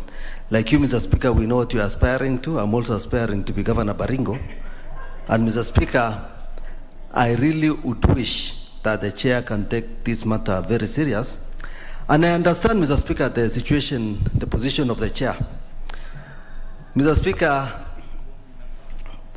I want to really beg the chair to once in a while forget that he's a party leader of a government party called DAP, so that he can focus on this matter of CDF without clouded.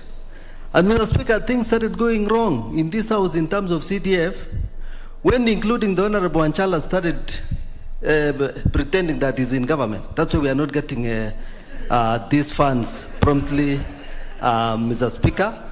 So, Mr. Speaker, when it comes to matter CDF, let us for once forget our affiliations and focus so that these disbursements of CDF, Mr. Speaker, are promptly done. I thank you, Mr. Speaker.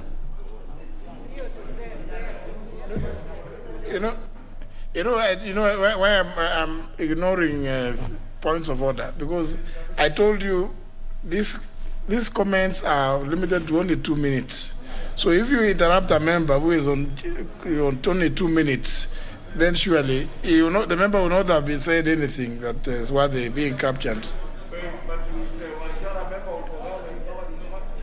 That's not even, there's nothing out of order about that.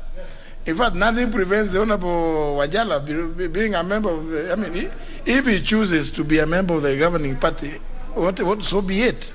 There is nothing out of order here. And where he sits, he is in the chamber. The Honorable Wajala, the only thing is, I'm not seeing your card. How is it that, because I'm trying to see where it is that I can't see your card. Let's see the Honorable Russell.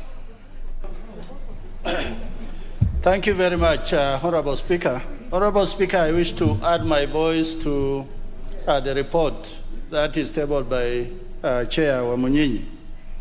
Honorable Speaker, you are on record telling this House that they have the power of the purse. This is a House budget making, and everything about money spent in Kenya passes through this House. I think we should not be a House that laments. The supplementary will be coming before this House. It is us to determine what amount of money we need to cut from that supplementary to be put into the CDF kitty. Honorable Speaker, Article 95, 1 and 2, it is about representation of constituencies, discussing matters of concern to our people. As honorable colleagues have said, CDF is about the people of this country. It is not about any other money. The only people who can take priority before CDF, I think, is security of this state. Every other thing should take a third tier. For that reason, I think we should not blame Honorable Wamunyinyi. We should blame ourselves for not making decision on the floor of this House. I thank you, Honorable Speaker. Honourable members, the supplementaries are already, they were tabled, the supplementaries meets were tabled last week. You remember the first week, the House decided to go mad a bit. So but during that madness, the supplementaries were prepared and were tabled, but they were tabled last week. So I want to agree with the Honorable Raso. Surely, why are you lamenting? Why should you be lamenting? And the Honorable Angwenyi did make some proposals.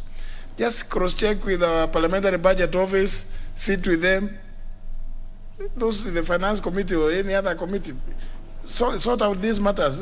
I mean, I don't know, the Honorable Raso has captured it very well in Article 95 too. So, Honorable Ajara, now at least you know now you are both at the contribution as well as on the intervention now. I think the Honorable Serem has done some great tutorage. Thank you. Let's give Honorable Ajala. He's been there for a long time. Thank you, Mr. Speaker. Mr. Speaker, CDF, we are few of us here in this house, Jimmy Angwenyi, Wamunyinyi, and myself were part of those people who brought CDF. Mr. Speaker, if I'm not wrong, Jimmy Angwenyi was sacked as an assistant minister because of CDF when we were bringing that issue as an assistant minister by Moi, just one day at lunchtime. So, Mr. Speaker, we are not begging because CDF was made by an act of parliament. And Mr. Speaker, if John Letley come, they start frustrating us on CDF, then we need as a house to teach this John Letley come that we have the teeth to bite. And we can bite at any time, Mr. Speaker. Therefore, we are not going to beg. We want to tell the minister that we were elected here, we made laws, and the laws must, everybody working in the government must abide by the laws. Therefore, if he doesn't do what we are saying, by next week, Mr. Speaker, you will be seeing a motion of vote of no confidence on your desk against that minister.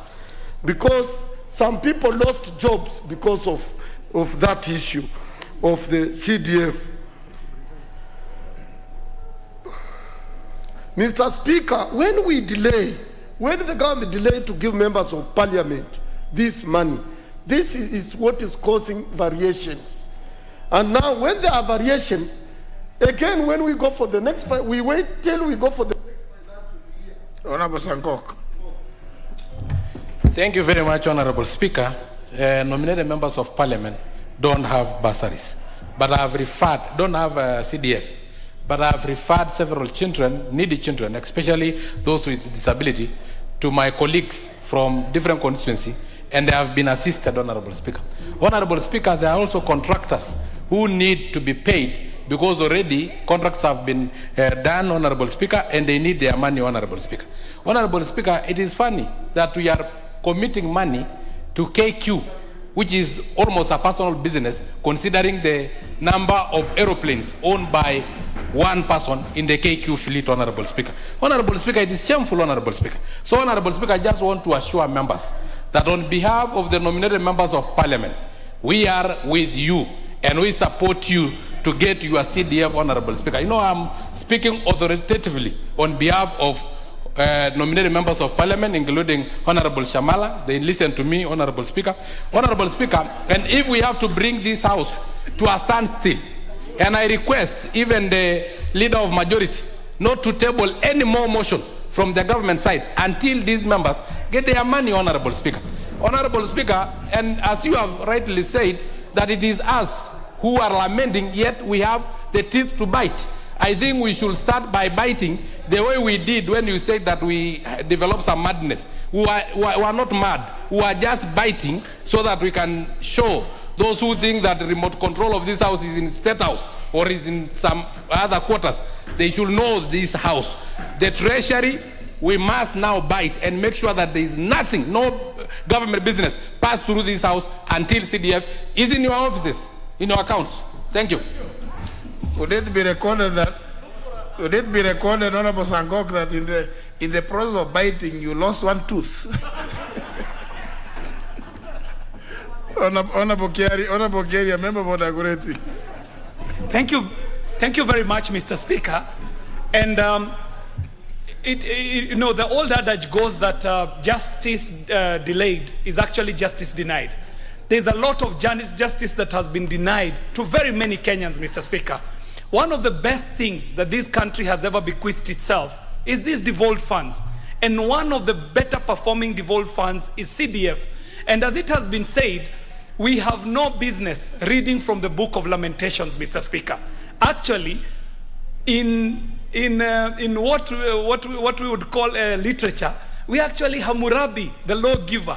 This house has the power of budget making. This house has the power of hiring and firing ministers, Mr. Speaker. So I do believe that if the members of this house acted in one accord, we can ensure that these monies are availed in time so that they can attend to the business of educating our children, the business of paying contractors, and many other pending bills, Mr. Speaker. But finally, and most importantly, Mr. Speaker, it is shameful that someone can be sitting in an office and punishing an entire country for political expediency, Mr. Speaker. I do believe that this house is up to the task and they can do what is required for us to get the monies for CDF. And to Honorable Sankok, this money does not belong to members of parliament. Actually, members of parliament are mere patrons. They oversight. What we are doing here is lobbying for the monies so that it is available. Our other business is much later when we will be doing the oversight. So, Mr. Speaker, I do believe that this house has no business reading from the Book of Lamentations. Let us do what is needed to be done. Thank you very much, Mr. Speaker. Member for Mosop. Mr. Speaker, this is the best thing that ever happened to us because it is testing our unity as members of parliament on oversighting the executive on matters devolution to do with development of our people. Mr. Speaker, if you go around the country, you will find that the most devolved successful projects that have ever been executed or actually constructed are through CDF. The processes are very simple and the people have gotten value for money. It is disheartening, Mr. Speaker, to note that Treasury does not appreciate this. If you look at the audit reports from the Auditor General to do with CDF, it is positive. There is value for money and Kenyans are developing their schools, especially when we now have the new CPC program that the Ministry of Education is rolling out. They would have been the first to be dispersing this money in order to meet the target that the country is actually aiming at. Lastly, Mr. Speaker, I want to explore chairman of NCDF board. We have in our constituencies graders that were bought 2015, 2013. And due to the change in the CDF Act, those graders are no longer valuable and viable to us. It is also high time now, you as a board, to decide on what to do with it. Because like in my constituency, Bosop, we have a grader which was bought, it is in serviceable condition, and the law is prohibiting us from using it. Please decide on what we should do about it. Very well. From the intervention button, I can only see the chairman. The chairman wanting to respond, but I think chairman has, even as you respond, I think these comments are positive because what you presented is to lay bare what is the situation. But maybe you may wish to wrap it up. Thank you very much, Mr. Speaker, and I thank members for those comments. Mr. Speaker, one thing I want to stress You know, this House, Mr. Speaker, on arrears, this House passed a resolution. In fact, the House Implementation Committee invited the Cabinet Secretary for Treasury before it to urge him to take the House resolution serious and ensure that the pending arrears are captured in the supplementary budget. So it's just a matter of arrogance on the part of the CS Treasury, Mr. Speaker. In fact, the committee we set up comprised Treasury, State Department for Planning, the CDF, and the House, and it was chaired by the Honorable Oyula, who is a former Treasury Financial Secretary. It was merely to establish, actually, whether the money was released by Treasury or not, and it was confirmed that the money never left Treasury, Mr. Speaker. So the CS should just release these funds for development of our constituencies. Secondly, Mr. Speaker, a point I want to stress also is the fact that the CS undertook before the committee and before the House that he was going to be releasing the funds on a weekly basis. The last time he released the money was in November, until January, when he released in 1 week in January. So the rest he has not done anything, and therefore he reneged from his own undertaking. Mr. Speaker, clearly he has failed to comply with the law. He has contravened the law, and appropriate action needs to be taken. We will be seeking advice from the House legal team on what action we need to recommend to the House, Mr. Speaker. And Mr. Speaker, having said that, I want to thank you, and also to thank you so much for your protection. I think what Honorable Lesonet said here amounts to loose talk that he has even had to do when in Eldama Ravine, where he was heckled because of this kind of loose talk, Mr. Speaker. And I do not wish to respond to this kind of behavior by a member such as that one of Lesonet. With those few remarks, Mr. Speaker, I thank you very much and thank members for their comments. Finally, member for Katanga, who came a bit late. Thank you very much. No, I'm not ready to sing. It's KJ who's interfering. He's telling me to sing. Honorable Speaker, you also know very well that music is our cash crop. This is not the proper place to sing. Certainly. But of course, in your campaigns, we'll be able to assist you. And I'll give you a discount, Honorable Speaker. Honorable Speaker, I also want to support the chairman. Chairman, really the minister has really messed with us, because from the reports which we are getting, the collections have been doing very well. In fact, we have exceeded what the minister has already, the treasury has exceeded what they are supposed to collect. So we cannot understand why the money is not available. And Honorable Speaker, I want to say CDF is a very important fund, because it's the only fund which we have which is doing something, at least in our rural places. Honorable Speaker, when it comes to planning, these projects are planned quite early. If you know that you're going to construct a class or a laboratory, you plan quite early. And of course, the costs are fixed. Honorable Speaker, unless that money comes in time, it will be very difficult to implement some of these projects, because there is nothing to cater for cost variations. And again, Honorable Speaker, there are some projects which we have implemented. We don't know how we are going to pay for interest on delayed payment. So it is very critical that that money comes on time. Otherwise, members, thank you. Now, Honorable Serem, how would you want to speak after the chairman? Thank you, Mr. Speaker. Let me give credit to our chairman for the wonderful presentation this afternoon. Mr. Speaker, by the comment from Honorable from Katanga, that's a very critical statement that he has made. I can attest that, like most of you, you don't know each other's names. He's the Honorable Duarte Ngogi. I do. He was my member when I was a vice chairman trade, Mr. Speaker.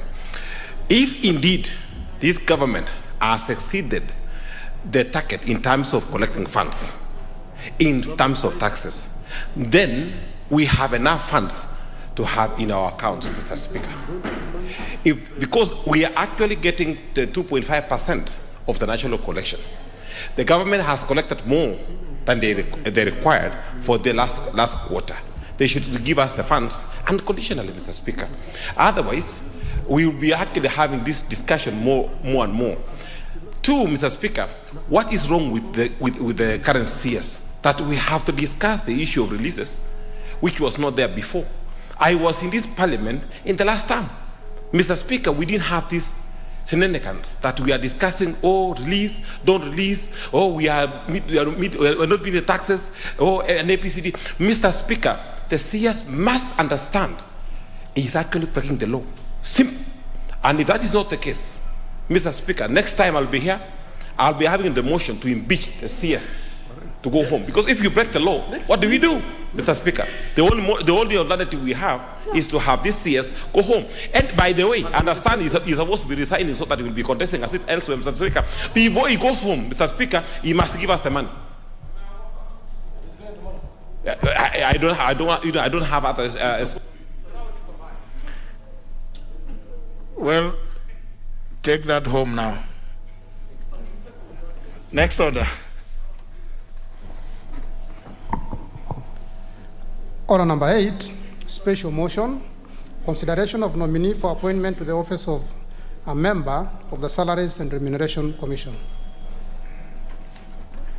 The chair of the Departmental Committee on Finance and National Planning, I'm told is the Vice Chair, the Honorable Dirango, Wayenya Dirango.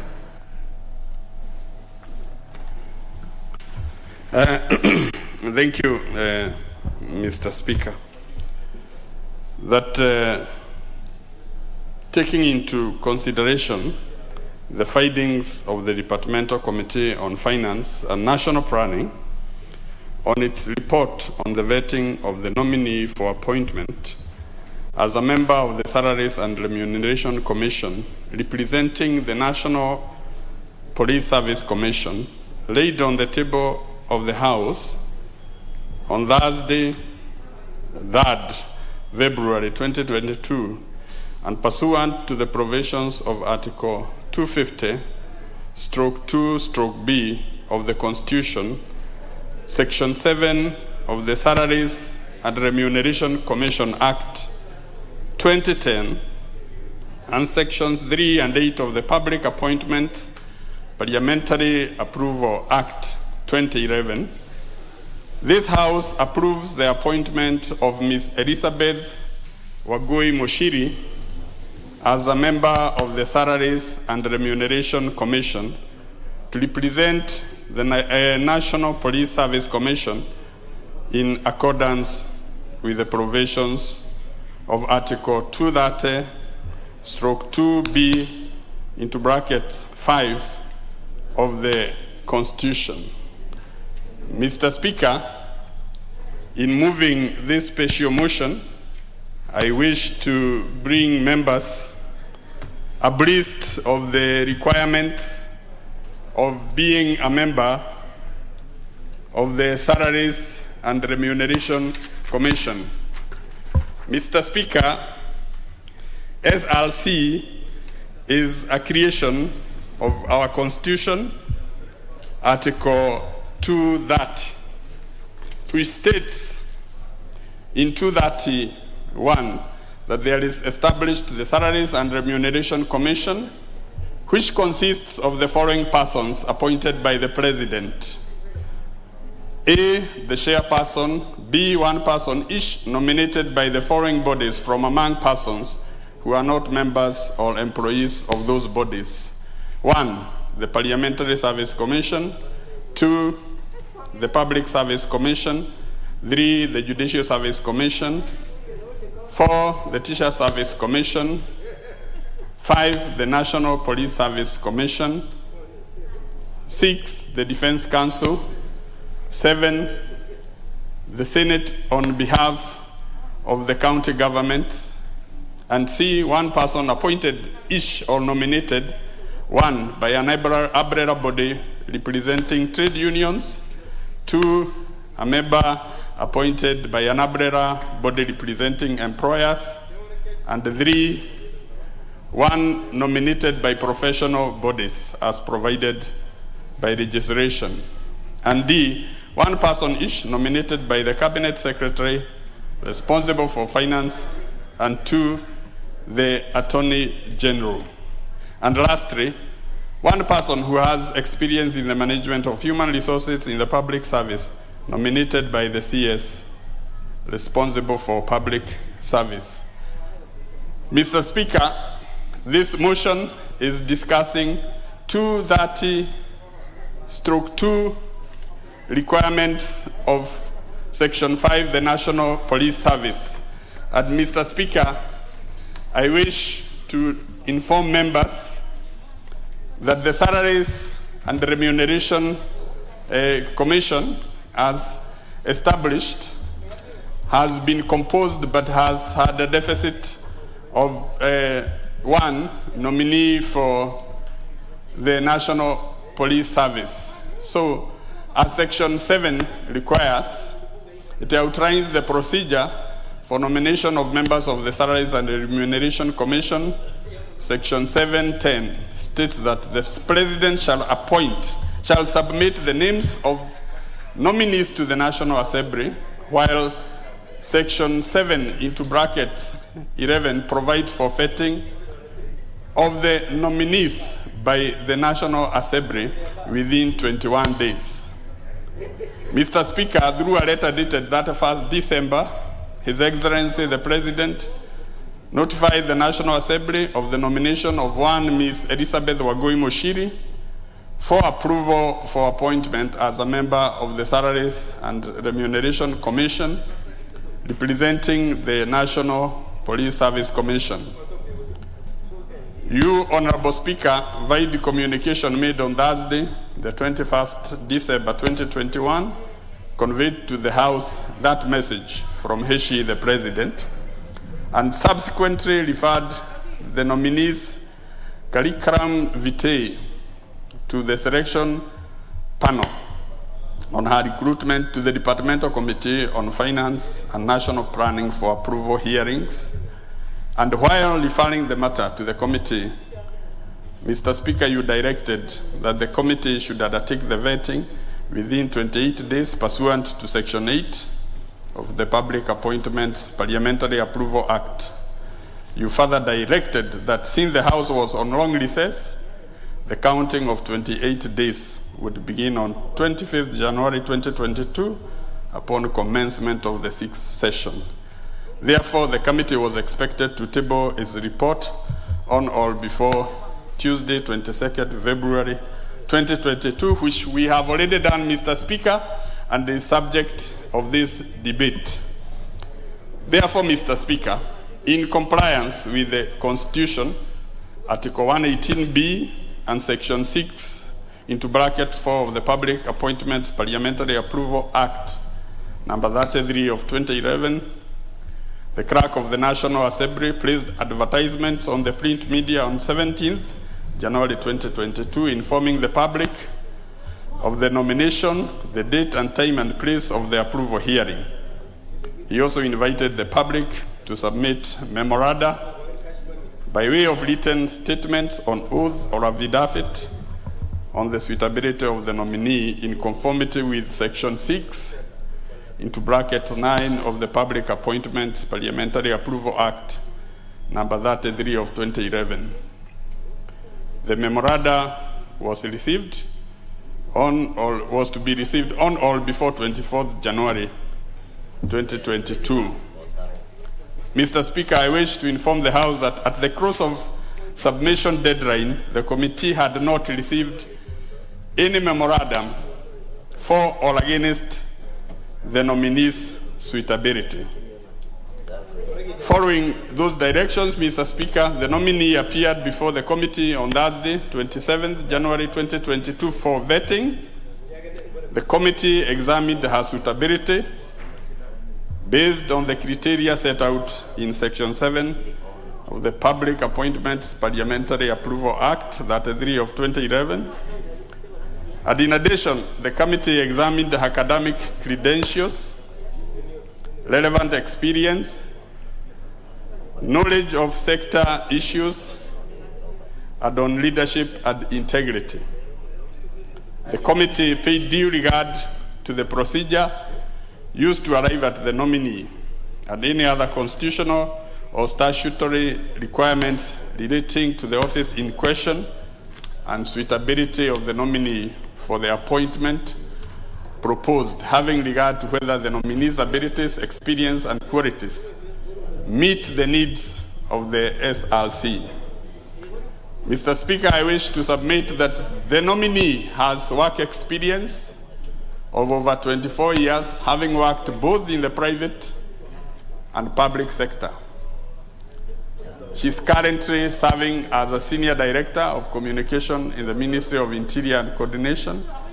Her experience in the Ministry of Interior and Coordination will be invaluable to the National Police Service, within which she will be representing at the SRC.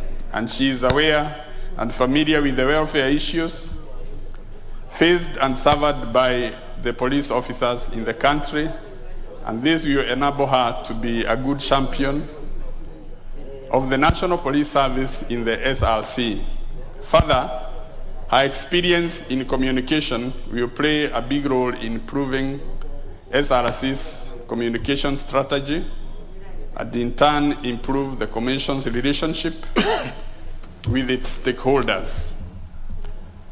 Mr. Speaker, our committee, upon consideration of the nominee's performance during the approval hearings and her work experience, our committee recommends to the National Assembly to approve the nomination of Ms. Elizabeth Wagoi Moshiri for appointment as a member of the Salaries and Remuneration Commission, representing the National Police Commission in accordance with Article 230 into brackets 2 into brackets B 5 of the Constitution.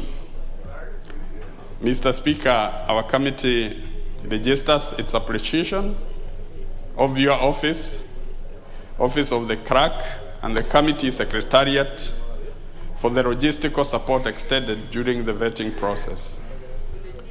In addition, the committee thanks the nominee for the Commission for the cooperation during the vetting process. And finally, Mr. Speaker, the committee also appreciates the cooperation of Kenya Revenue Authority, Ethics Commission, DCI, Higher Education Loans Board, and Office of the Registrar of Political Parties for providing references and background checks relating to the suitability of the nominee. And the reports we have received from these institutions are positive, and the clearance certificate has been issued in her favor. I also acknowledge and appreciate members of the committee for their patience, sacrifice, and commitment, which enabled the committee to complete its work. On behalf of the Departmental Committee of Finance, National Planning, and pursuant to Articles 124 into bracket 4 into bracket B, Section 8 of the Public Appointment Parliamentary Approval Act, number 33 of 2011, and provisions of Standing Order 45 into bracket 4 and 199 into bracket 6. It is now my pleasant duty, Mr. Speaker, to invite members to discuss, debate, support, and endorse the report of the committee and pave the way for the nominee to be appointed as a member of the SRC representing the National Police Service Commission. I therefore, Mr. Speaker, beg to move and request my colleague, the Honorable Member for Moro, Kuria Kimani, to second. Thank you, Mr. Speaker. Honorable Kuria Kimani.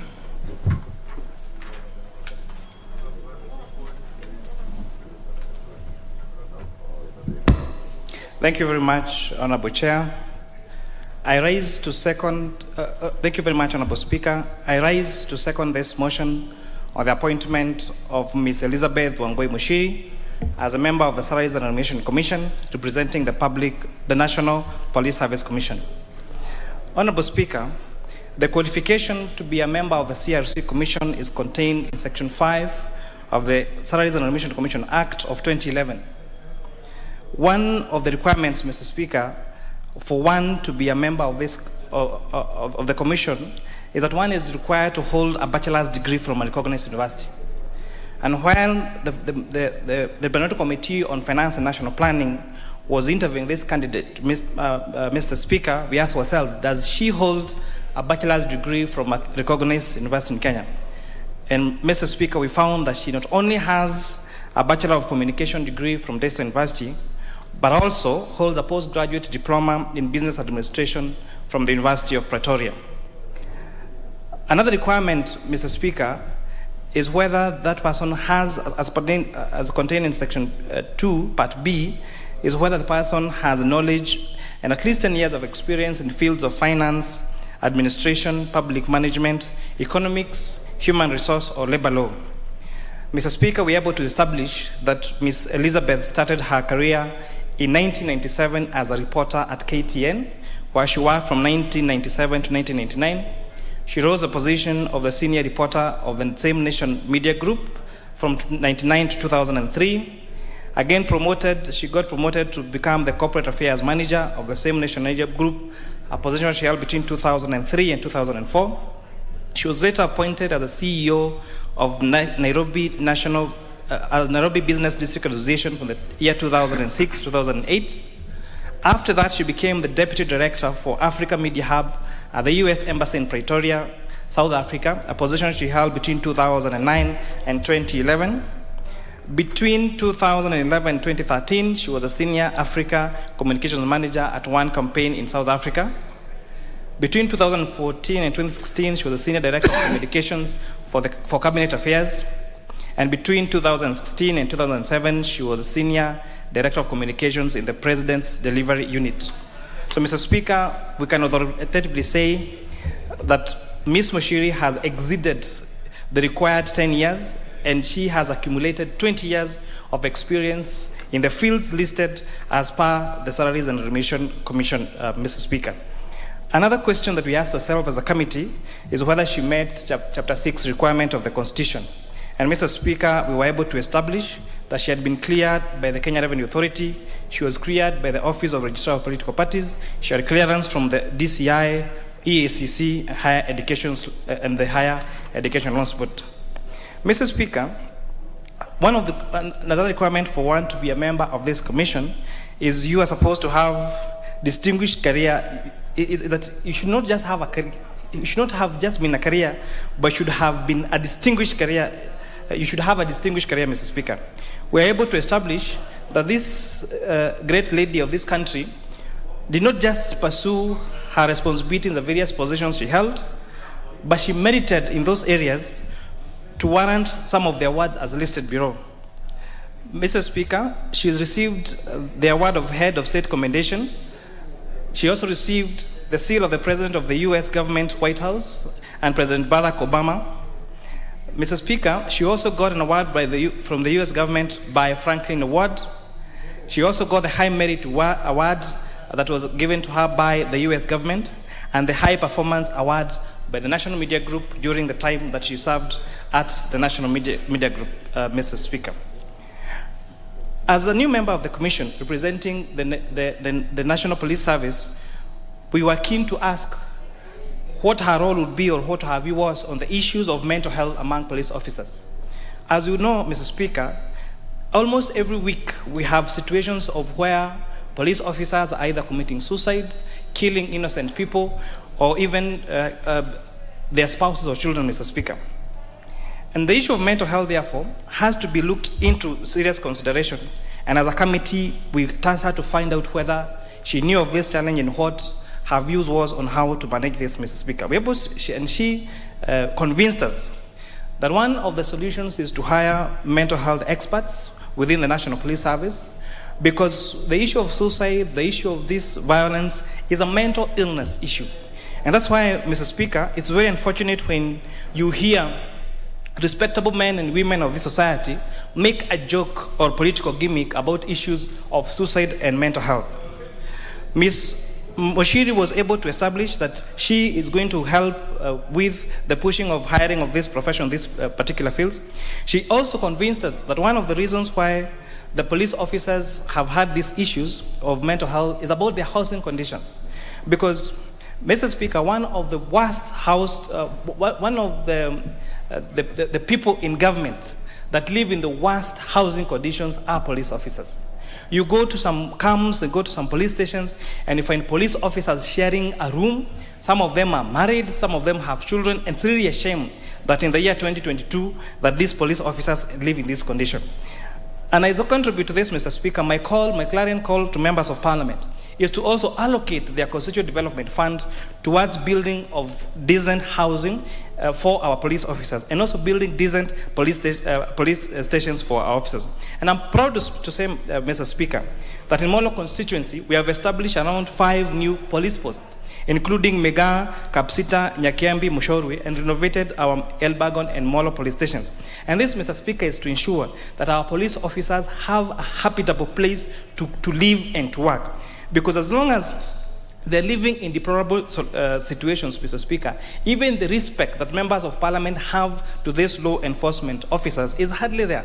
And that's why probably one of the reasons why when they, in the normal duty of enforcing the law, they find a citizen who has done wrong, the first thing the citizen think is a solution is to give these people a bribe. Because they imagine that these people, of course, they don't just imagine, they know that these people are poorly housed, they're poorly paid, and therefore they know that a monetary giving them a token would of course really influence the decision that they make and look the other way if that person is doing a particular crime. Mr. Speaker, we also task her to ensure that our police officers are properly remunerated. Because again, one of the professions in this country that are very poorly paid are police officers. Last year we saw a circular that was denying graduate police officers some payment. Along other cadres of government, an academic qualification warrants an increase in salary, where a degree holder should not necessarily be paid the same as a KCSE certificate holder. But a recent move by the police commission not to recognize these graduate officers has really demoralized these police officers. And you know, one of my friends kept joking about them being called D-minor material. But these people, Mr. Speaker, offer exceptional services to this country. They should be properly housed and they should be properly remunerated, Mr. Speaker. We also tasked Ms. Moshiri to find the issue, because the Salaries Remuneration Commission does not just deal in matters of Police Service Commission, but the entire Public Service Commission. And Mr. Speaker, we find a general view that the Salaries Remuneration Commission for a very long time has just been seen as that commission that looks into salaries of members of parliament. And for a very long time, the discussion about CRC, and most people when they hear CRC, they see MPs, they see the salaries of parliament. And we task her to really look at the mandate of the Salaries Remuneration Commission and clean its image so that issues such as wage sustainability, which is one of the mandates of the commission, is what the commission is seen to do, and not just seen as a witch hunt to especially to some professions, especially the members of parliament, Mr. Speaker. We also asked her to ensure that the recruitment of police officers is fair. I think one of the jobs that Kenyans, young people apply, and they think whether it's there or perceived, that for them to get that job, they must give a bribe, is that of police officers. And this, Mr. Speaker, we know she's up to the task. And as complete, Mr. Speaker, when I sat down and saw Ms. Moshiri present herself to us, she did not present to us as a woman. She presented to us as a profession, as someone who was experienced, educated, and up to the task. And this calls to all of us that we can have women, we can have young people of caliber, of qualification in positions of influence without necessarily electing them or appointing them just because they're women or they're young people. And with that, Mr. Speaker, I support this motion. You support or you second? And with that, Mr. Speaker, I second.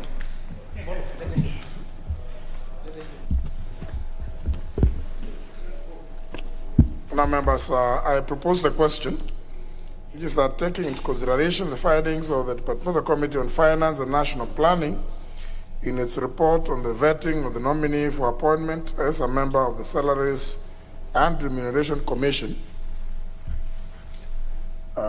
representing the National Police Service Commission, laid on the table of the House on Thursday, February 3rd, 2022, and pursuant to the provisions of Article 250, Clause 2, Paragraph B of the Constitution, Section 7 of the Salaries and Remuneration Commission Act 2010, and Sections 3 and 8 of the Public Appointments Parliamentary Approval Act of 2011, this House approves the appointment of Ms. Elizabeth Wangui Mushiri as a member of the Salaries and Remuneration Commission to represent the National Police Service Commission in accordance with the provisions of Article 230, Clause 2, Paragraph B and V of the Constitution.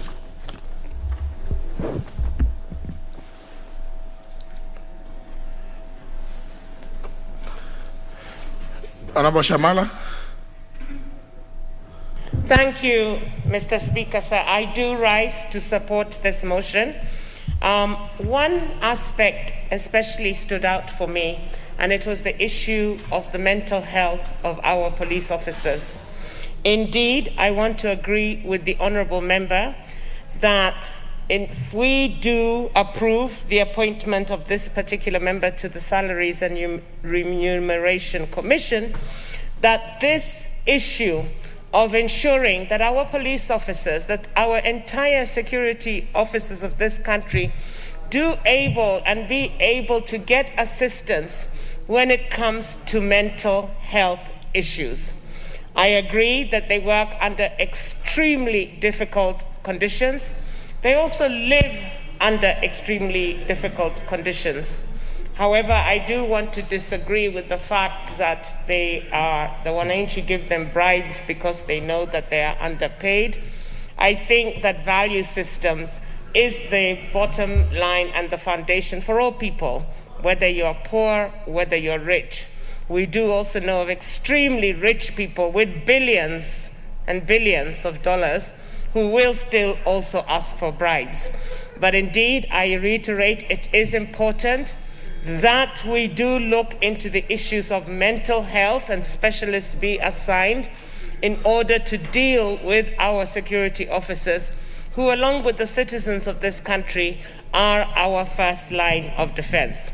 With those few remarks, Mr. Speaker, sir, I support. Yes, Majority Leader. Thank you, Honorable Speaker. Honorable Speaker, I rise to support this report and recommendations of the Finance Committee and commend them for their usual. It's one of the committees that gives us very articulate reports, and you can follow the logic of the decision they have arrived at from the top page to the last. And I want to commend them and ask that they keep up that good work. Because when you look at it, really, there's very little to debate. They have given us the justification, they've given us a history of how Elizabeth Wangui, when she applied, how she applied, what happened, how she fits in.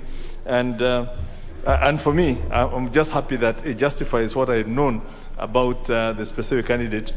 I have known her from her time at the Nation newspapers, from her time at the Nairobi Central Business District Association, and also in her current assignment in terms of her communication. And basically, having interacted with her, I have no doubt in terms of her commitment to getting the right messages going out. And I think that was one of the things that came out within her interviews, that yes, she believes SRC is not quite well understood in terms of what they do, and she would hope to use her expertise in terms of communication to help SRC to be better understood.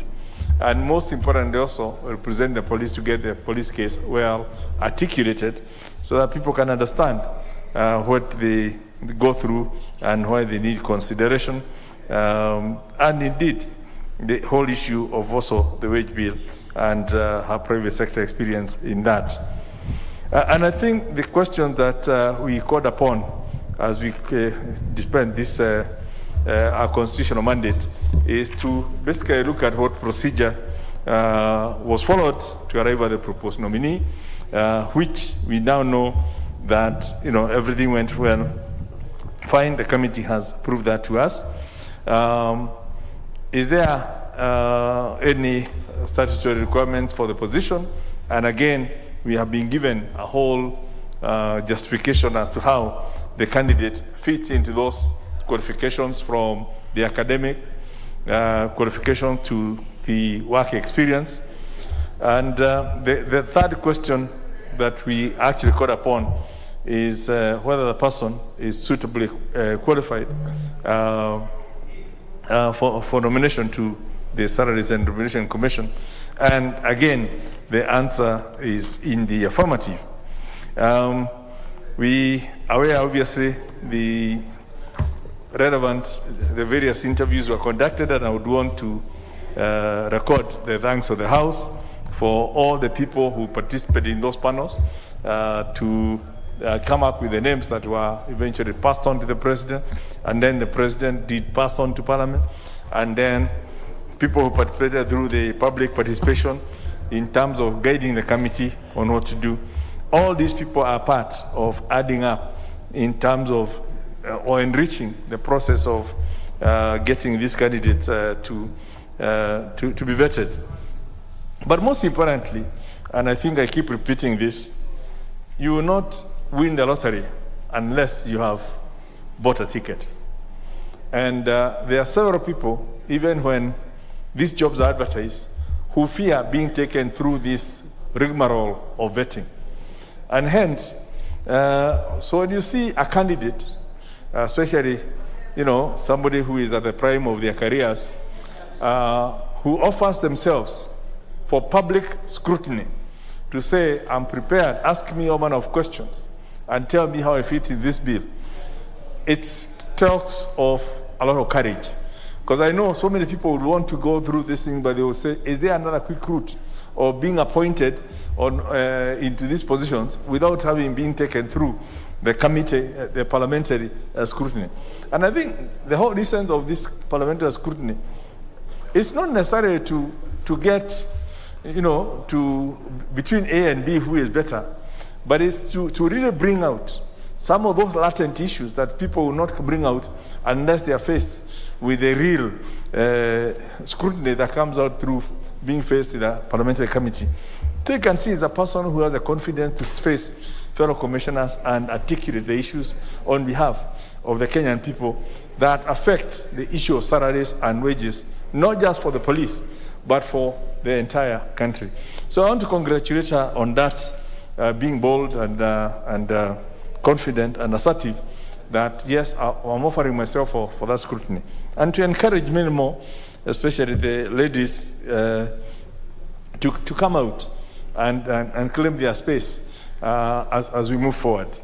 So, Honorable Speaker, again, this is a very straightforward matter. I hope the House will support the committee and support His Excellency the President in making that decision.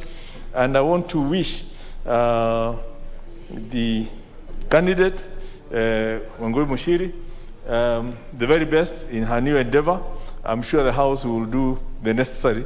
And to just remind her, just as she was confident to apply, that when she takes on that position, she's doing it for the Kenyan public and not necessarily just looking at, she's nominated by the police, but when he gets to the commission, it will be to look at the wider work of the Salaries and Remuneration Commission in terms of how they carry out that mandate, and not necessarily to be stuck to just thinking of police matters.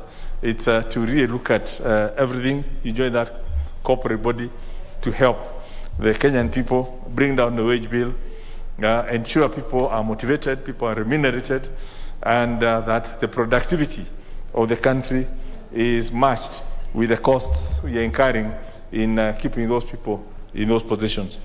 So with those few remarks, Honorable Speaker, once again, I want to thank the Committee on Finance for the good work they've done, and I beg to support. Honorable Oudo Ojiambo, member for Funyula.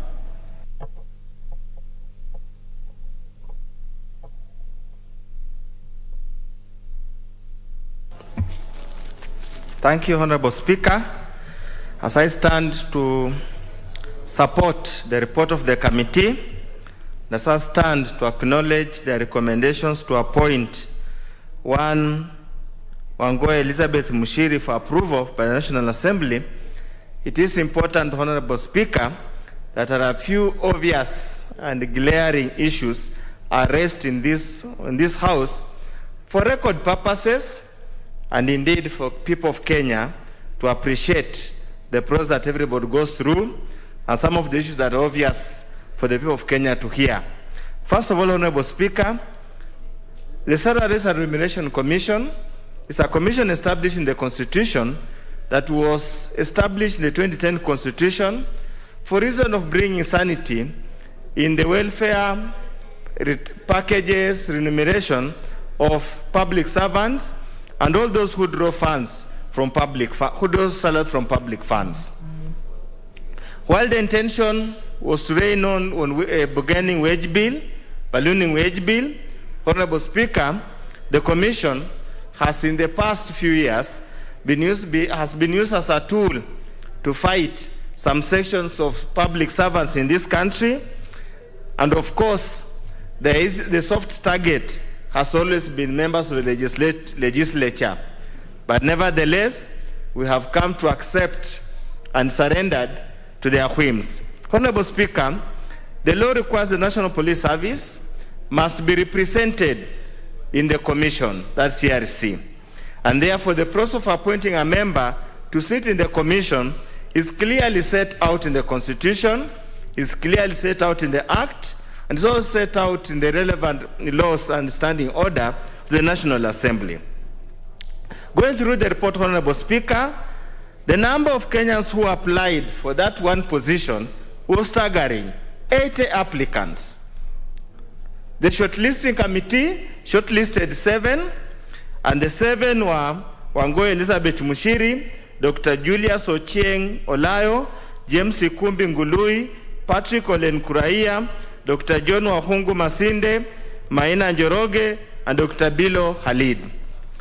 Honorable Speaker, I need to draw to the attention of the committee and probably the nation at large that the interviewing panel, Honorable Speaker, comprised the chairman and 3 commissioners of the National Police Service, the commission secretary and representative of the principal, Ministry of Interior, and the coordination of national government.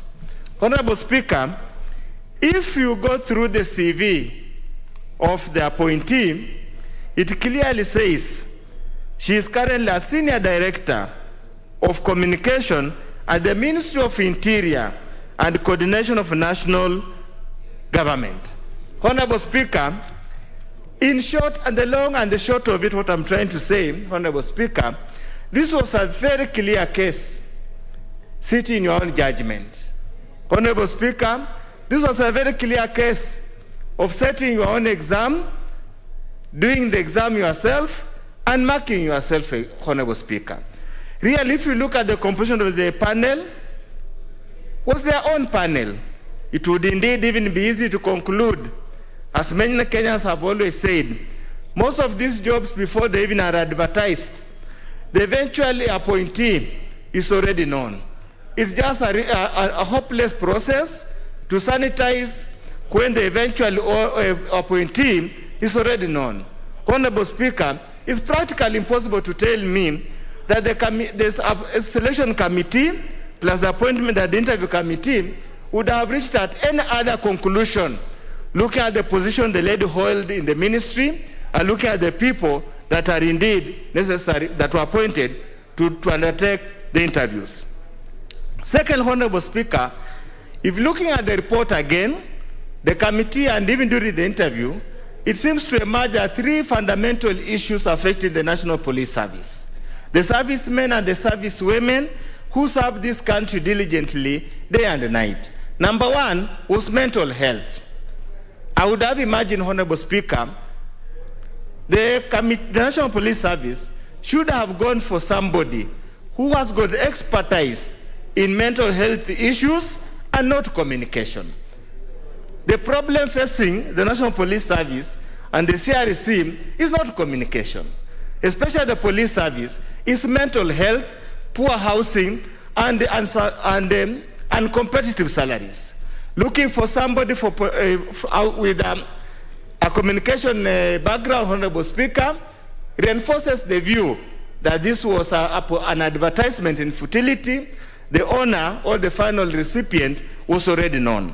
Honorable Speaker, as I conclude, the National Police Service, the service and the service women who serve us in this country, day and night, protecting our lives, protecting our property, and protect the integrity and the social fabric of this society, are members who are now going through a lot of trouble.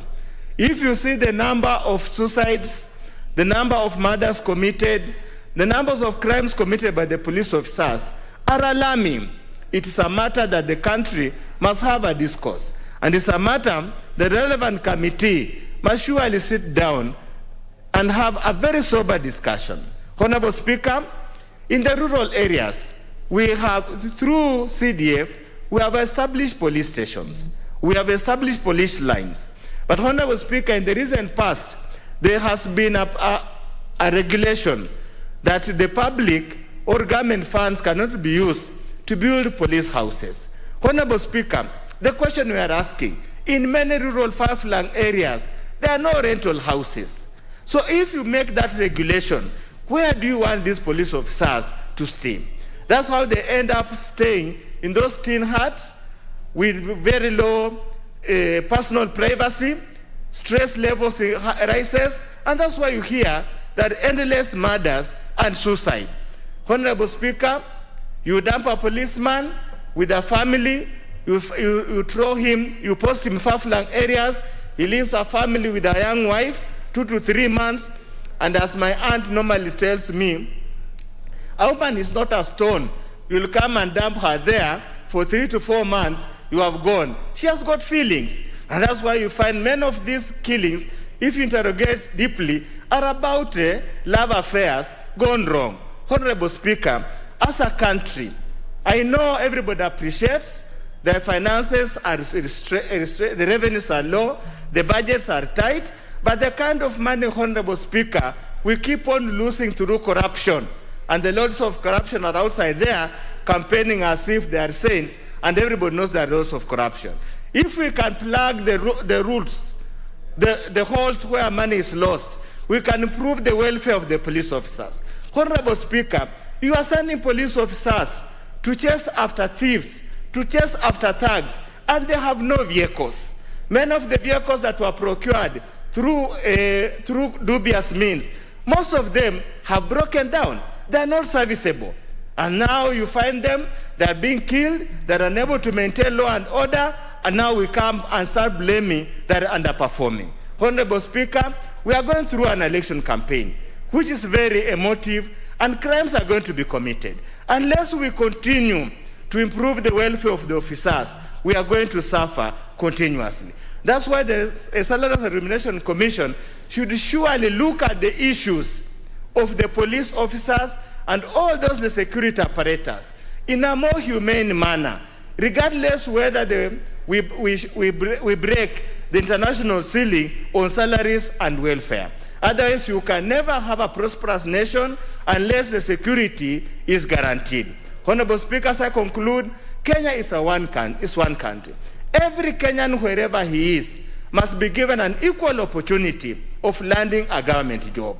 This practice of actually having an appointee before you go through the hopeless process of appointment and even going to the committees for approval is discouraging serious and competent Kenyans from applying for these jobs. Honorable Speaker, since the majority have their way, I will support, but with those reservations that I've listed in my presentation. Thank you, Honorable Speaker. Next is Honorable Ole Sankok, David. Thank you very much, Honorable Speaker, for giving me this opportunity to also inject my voice on this very important motion, Honorable Speaker. Honorable Speaker, Elizabeth Wangoi Mushiri is an extremely qualified and beautiful lady, and I'm pleased to hear her response, especially on the issue of addressing the mental health of the police officers, Honorable Speaker. Honorable Speaker, she must go there if she managed to get this job and make sure that the issue of mental health is addressed from a multi-sectoral approach, Honorable Speaker. Honorable Speaker, because the remuneration of our police officers is pathetic. Where they live in is even worse, Honorable Speaker. You can imagine 3 families of police officers, and they are married, and they are within their active ages, Honorable Speaker, living in a tiny mabati house, Honorable Speaker, where the walls dividing them is only curtains, Honorable Speaker. Honorable Speaker, you can imagine a police officer who have left his wife inside that tiny mabati house with 3 other active young men, 6-packs, police officers within that house, Honorable Speaker. The love triangle, Honorable Speaker, going through there, Honorable Speaker, can send any sane man into Mathare Mental Hospital, Honorable Speaker. So, Honorable Speaker, no wonder the statistic, Honorable Speaker, show that 10% of our police officers suffer from one mental illness or the other, Honorable Speaker. Honorable Speaker, so it is extremely important that if she secure this job, that is the first point of address, Honorable Speaker. Honorable Speaker, but I also want to remind her that we have so much concentrated on taking the statistics of junior police officers, Honorable Speaker. And Honorable Speaker, they are actually scary. If you are told 10% of our police officers, not only ordinary Kenyans, but armed police officers, 10% are suffering from mental illness, Honorable Speaker. And you know what they are capable of doing in our streets when they are armed, Honorable Speaker. It is too scary, Honorable Speaker. It is scary than even approaching a bush that you are told the lion is there, Honorable Speaker. If we approach police officers, 10 of them, we know one of them is capable of shooting us because of the mental illness, Honorable Speaker. And they have guns, and we have given them guns with ammunition, Honorable Speaker. It is too scary. So let her approach from that perspective by making sure that they are well remunerated, and also the housing must be up to standard, Honorable Speaker. Honorable Speaker, I heard something of affordable housing. I think we should even start with the housing of police officers, Honorable Speaker. They are paid peanuts. And you can imagine somebody you have paid peanut and you are saying we are losing 2 billion shillings a day in corruption, and you will send the same police officers to go and collect the proceeds of corruption, and you are paying them peanuts. What will happen? They will be bribed, Honorable Speaker. And why are they being bribed? Because you as a government have refused to remunerate them well, Honorable Speaker. Honorable Speaker, but we have concentrated so much on junior police officers. And you know the fish start rotting from the head. So we also need to know the mental status of the senior people in the leadership of the Interior Security Ministry, Honorable Speaker. Starting from the CS, PS, IG, and all those directors, Honorable Speaker. Honorable Speaker, you know, I have some little information that Dr. Matiang'i was sacked from lecturing at certain university by Professor Magoa. But you know, they never gave us the reason why he was sacked from there, Honorable Speaker. We don't know the reason, Honorable Speaker. So we also need to know the mental status of such characters who are heading such ministries, Honorable Speaker, because it is too risky for us, Honorable Speaker. Honorable Speaker, I am getting tired of these appointments passing through this house and no representation of persons with disabilities. Professor Oundo has said that sometimes it's a predetermined end product that all the other channels are just conduit of rubber stamping, Honorable Speaker. Honorable Speaker, Article 54 of our Constitution, 2A, is very express in terms of appointive and nominative position that there must be 5% representation of person with disability. For the past 2 or 3 years, we have not as a house vetted a person with disability. And when I talk of the past 2 to 3 years, I mean ever since some of us were kicked out of the mainstream government, Honorable Speaker. Ever since we become opposition inside government, Honorable Speaker, we have seen a trend where it has been difficult to see any person with disability passing through the vetting process, Honorable Speaker. And I respect Honorable Ndirango, Honorable Speaker, together with the chair of Finance Committee. Honorable Ndirango is a very ranking member of this house. If you must know, Honorable Speaker, this Honorable Ndirango is the MP of Royal Suburb, Honorable Speaker. Of course, some of you call it Royal Sambu, but it is called Royal Suburb, Honorable Speaker. So he's a very respected person, Honorable Speaker, but nonetheless, we need to have persons with disabilities being given positions as demanded by our Constitution, Article 54, 2A, again demanded by the United Nations Convention on the Rights of Persons with Disability, which Kenya ratified in 2008, and is also demanded by the Person with Disability Act of Parliament of 2003, session paper number 14, Honorable Speaker. Honorable Speaker, I can't keep quiet because the last time I saw persons with disabilities being vetted in this house was when we had judges being vetted, like Honorable Laibuta and others, Honorable Speaker. The visually impaired judge of the Supreme Court, the Court of Appeal, Honorable Speaker. Honorable Speaker, but the trend for 3 years now have been there is no person with disability being given any government position, Honorable Speaker. And I request the appointing authority not to punish person with disability simply because Ole Sankok is in another political persuasion, Honorable Speaker. Because that is a trend that is happening. They are punishing person with disability because of me.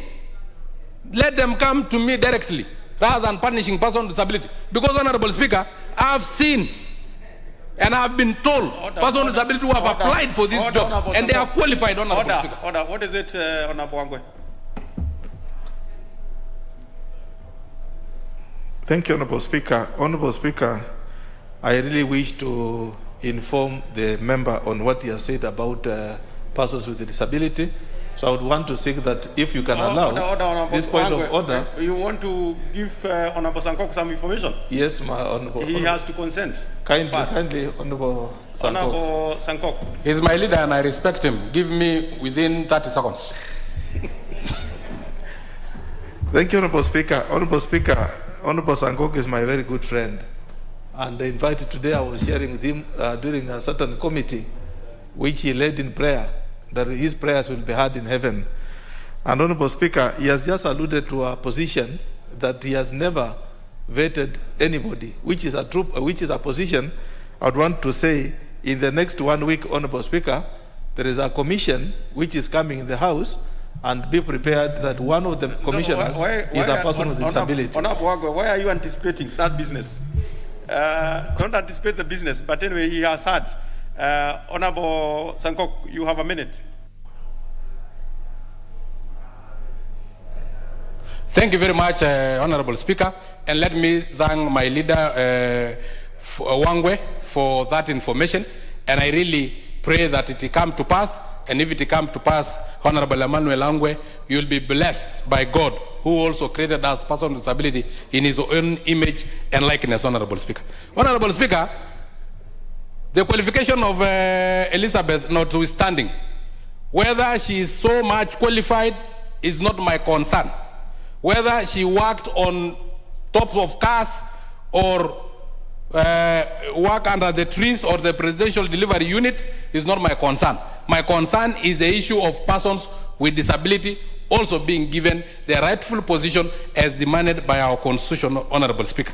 Whether she met the Chapter 6 of the Constitution, because I've heard Wahinya and Dirango saying that, Honorable Speaker, or whether she's under the influence of witchcraft or alcohol, that is not my concern. My concern is that we must have persons with disability also given their rightful share of government appointments. Thank you. I support. Honorable Odhiambo Akoth.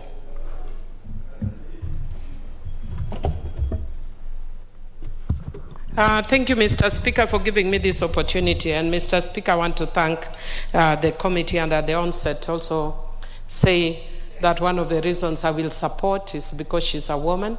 And Mr. Speaker, I'm saying so because I heard the mover of the motion saying that we shouldn't just be appointing people because either they are women or youth. I want to indicate that constitutionally that is a reason to actually appoint a person because she's a woman or youth or a person with a disability.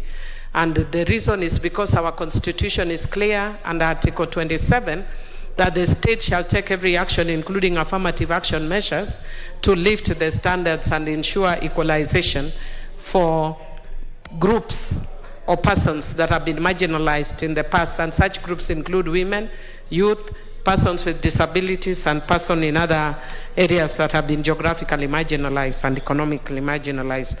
And so, Mr. Speaker, I personally have no apologies supporting her because she's a woman. Having said that, Mr. Speaker, I just want to indicate that I'm also glad that she's going there to represent the National Police Service. And Mr. Speaker, we know that our police service is actually one of the areas that support us very significantly. They ensure our security, but this is one sector that is usually treated not very kindly. As we speak, Mr. Speaker, I wish I could read a message that was sent to me 2 days ago by a random police officer indicating to me what the government has done there was a case that was taken to court that was affecting graduate police officers. And Mr. Speaker, they are the graduates who had already been awarded an increment. And because the ones who graduated after were not getting the same amount of money, the matter was taken to court, and subsequent to that, the salaries of the ones who had been given before was deducted. And so he was actually calculating, giving me even the cost of how much he buys cabbages at 250 shillings, how much he buys ajab, nunga called ajab, calculating how much his fare is and all that. And actually showing that now he has to leave his house because he's actually being evicted because he can't. That is linked to what we are talking about, mental health issues. That if we are not able to take care of our police service, and they are the ones who are taking care of us, how do you expect them to be able to take care of themselves?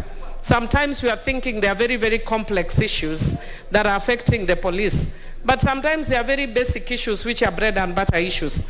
And I'd want to encourage that as soon as she takes up office, that is the first thing that she needs to look at the Salaries Commission. Because the Salaries Commission is not just about MPs. We have other people in this country that are suffering, including the police. For those who have graduate police, who are not getting their dues, who are earning negative salaries because of the effects of that court ruling, I am urging the Salaries Commission to redress that issue because it's not fair. You do not actually seek to correct an unfairness by being fair with a category or group of persons. But having said that, Mr. Speaker, I would also want to encourage the government to take very seriously an issue that is emerging, which appears actually to be extrajudicial killings. I will not say authoritatively because I don't know yet.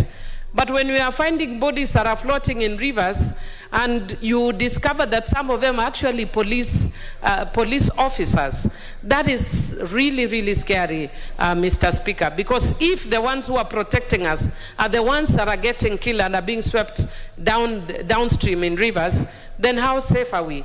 So I would want to encourage that we look at what is the cause of these killings that even involving police officers.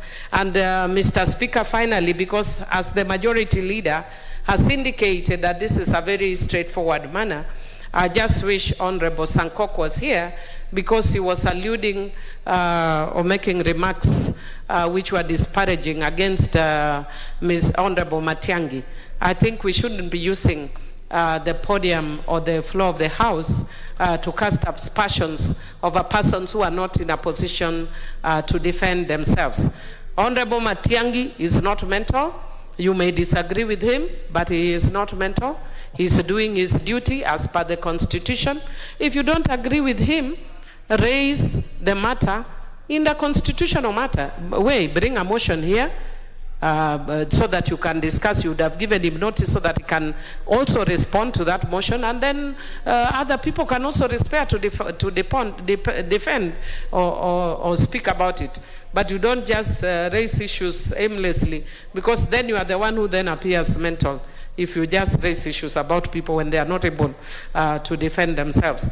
Otherwise, Mr. Speaker, I do support and also just encourage Honorable Sankok that indeed, if you look at the Constitution, for persons with disability, the percentages are at 5%, and it is progressive realization. As women, if you remember, Mr. Speaker, when the first Constitution came, I opposed it because there were no numbers. I know I've been in this country long enough to know that when you don't have numbers, people don't you will not realize actually what you're looking for. We left the numbers, the principle at 2/3 and only put 47. Up to now, we have not been able to get the balance of the 2/3. And I'm hoping once Honorable Raila Amolo Odinga comes in as the 5th, that we will be able to adjust and make sure that we get our 2/3 gender rule. With those few remarks, I support. Honorable Emmanuel. Thank you, Honorable Speaker. Honorable Speaker, I rise to support the report and motion of the Committee on Finance and Planning, considering the approval of one Elizabeth Wangui Mushiri as a commissioner with the National with Salaries and Remuneration Commission. Honorable Speaker, this is one very critical commission that is very important in the lives of the police officers, or in the lives of Kenyans. And one Wangui Mushiri is being appointed, Honorable Speaker, specifically to represent the National Police Service Commission. I want to thank the selection committee for doing this wonderful assignment, Honorable Speaker. One, because she's a lady, and Honorable Speaker, what a man can do, a lady can do better. She is going into this commission with a wealth of understanding of the administrative authority she has, having also served in the OP, and having the academic qualifications, and overall, Honorable Speaker, the naturality that she's a lady. Honorable Speaker, what is affecting our police officers is a position, Honorable Speaker, to do with the social well-being, not necessarily the salary alone. How are they being handled in terms of their social environment? We changed from the police force to the police service and made them, Honorable Speaker, officers who relate with public, not necessarily by force, but by understanding through our Constitution, Honorable Speaker. Therefore, the import of this, Honorable Speaker, is that they should be able to interact with the general public at a humanly range rather than at a force. Therefore, Honorable Speaker, this one, Madam Mushiri, will be able to undertake representation of the views of the police officers in the Salaries and Remuneration Commission. What I would wish to seek from Madam Mushiri is that let her represent the police, but also work for the general public or general public servants in the SRC. Let it not be that she is going there only for the police officers, but the public at general, such that, Honorable Speaker, the decisions being made shall not just be in line with the police officers alone, but let them resonate well, reciprocate with the general public service as it entitled, Honorable Speaker. Honorable Speaker, we've seen appointments of representing authorities like Parliament, which is represented in the SRC Commission. But this time, Honorable Speaker, as Madam Mushiri is being appointed in SRC on behalf of the police officers, she is going to work with others. Let it be a unifying position that, Honorable Speaker, she is going to apply her wealth of experience from the administrative angle where she has been, put it together with other human resource officers that are in the commission, and come up with a mix of rules and regulation that will support the unified salaries of public servants. Mr. Speaker, when you look at Madam Mushiri and look at the general position of the police service, we want to ask her that what she has mentioned in terms of counseling. We put, speaking as a member of Budget Committee, the National Security Committee sought some funding to support the police officers, Honorable Speaker, in terms of the mental ill health of the police officers. What is happening, Madam Honorable Speaker, is not an absolute position of ill health like admission in hospital. It simply requires also some counseling.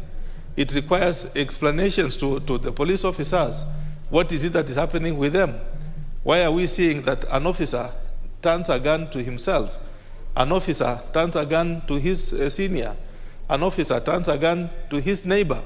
Honorable Speaker, these are challenging situations which simply calls for counseling and establishment of counseling through a body corporate like a commission which sets the rules on how the social well-being of our officers will be is a good thing. And that's one thing, Honorable Speaker, that we really want her to emphasize and say how are they going to work on it in terms of through SRC as a commission. With that, Honorable Speaker, I beg to support this report and wish that my colleagues also join me in supporting it and voting for it. Thank you, Honorable Speaker, and I support. Honorable Kipyegon Ngeno. That member has taken leave. Let's get to the next, Honorable Duati. Sorry, Speaker, I want to contribute to the next. Sorry, yeah. Very well, we shall get to the left. Honorable Makali. Thank you, Honorable Speaker. Honorable Speaker, I also rise to support this important motion, and I want to start by thanking the committee for the good work they have done. Listening to the move of the motion, Honorable Speaker, you realize that this honorable lady has what it takes to do her work. She has academic qualification, she has a necessary experience, and I think, Honorable Speaker, because she has been nominated to represent the National Police Force, it is important, Honorable Speaker, that she carries that brief. You know, Honorable Speaker,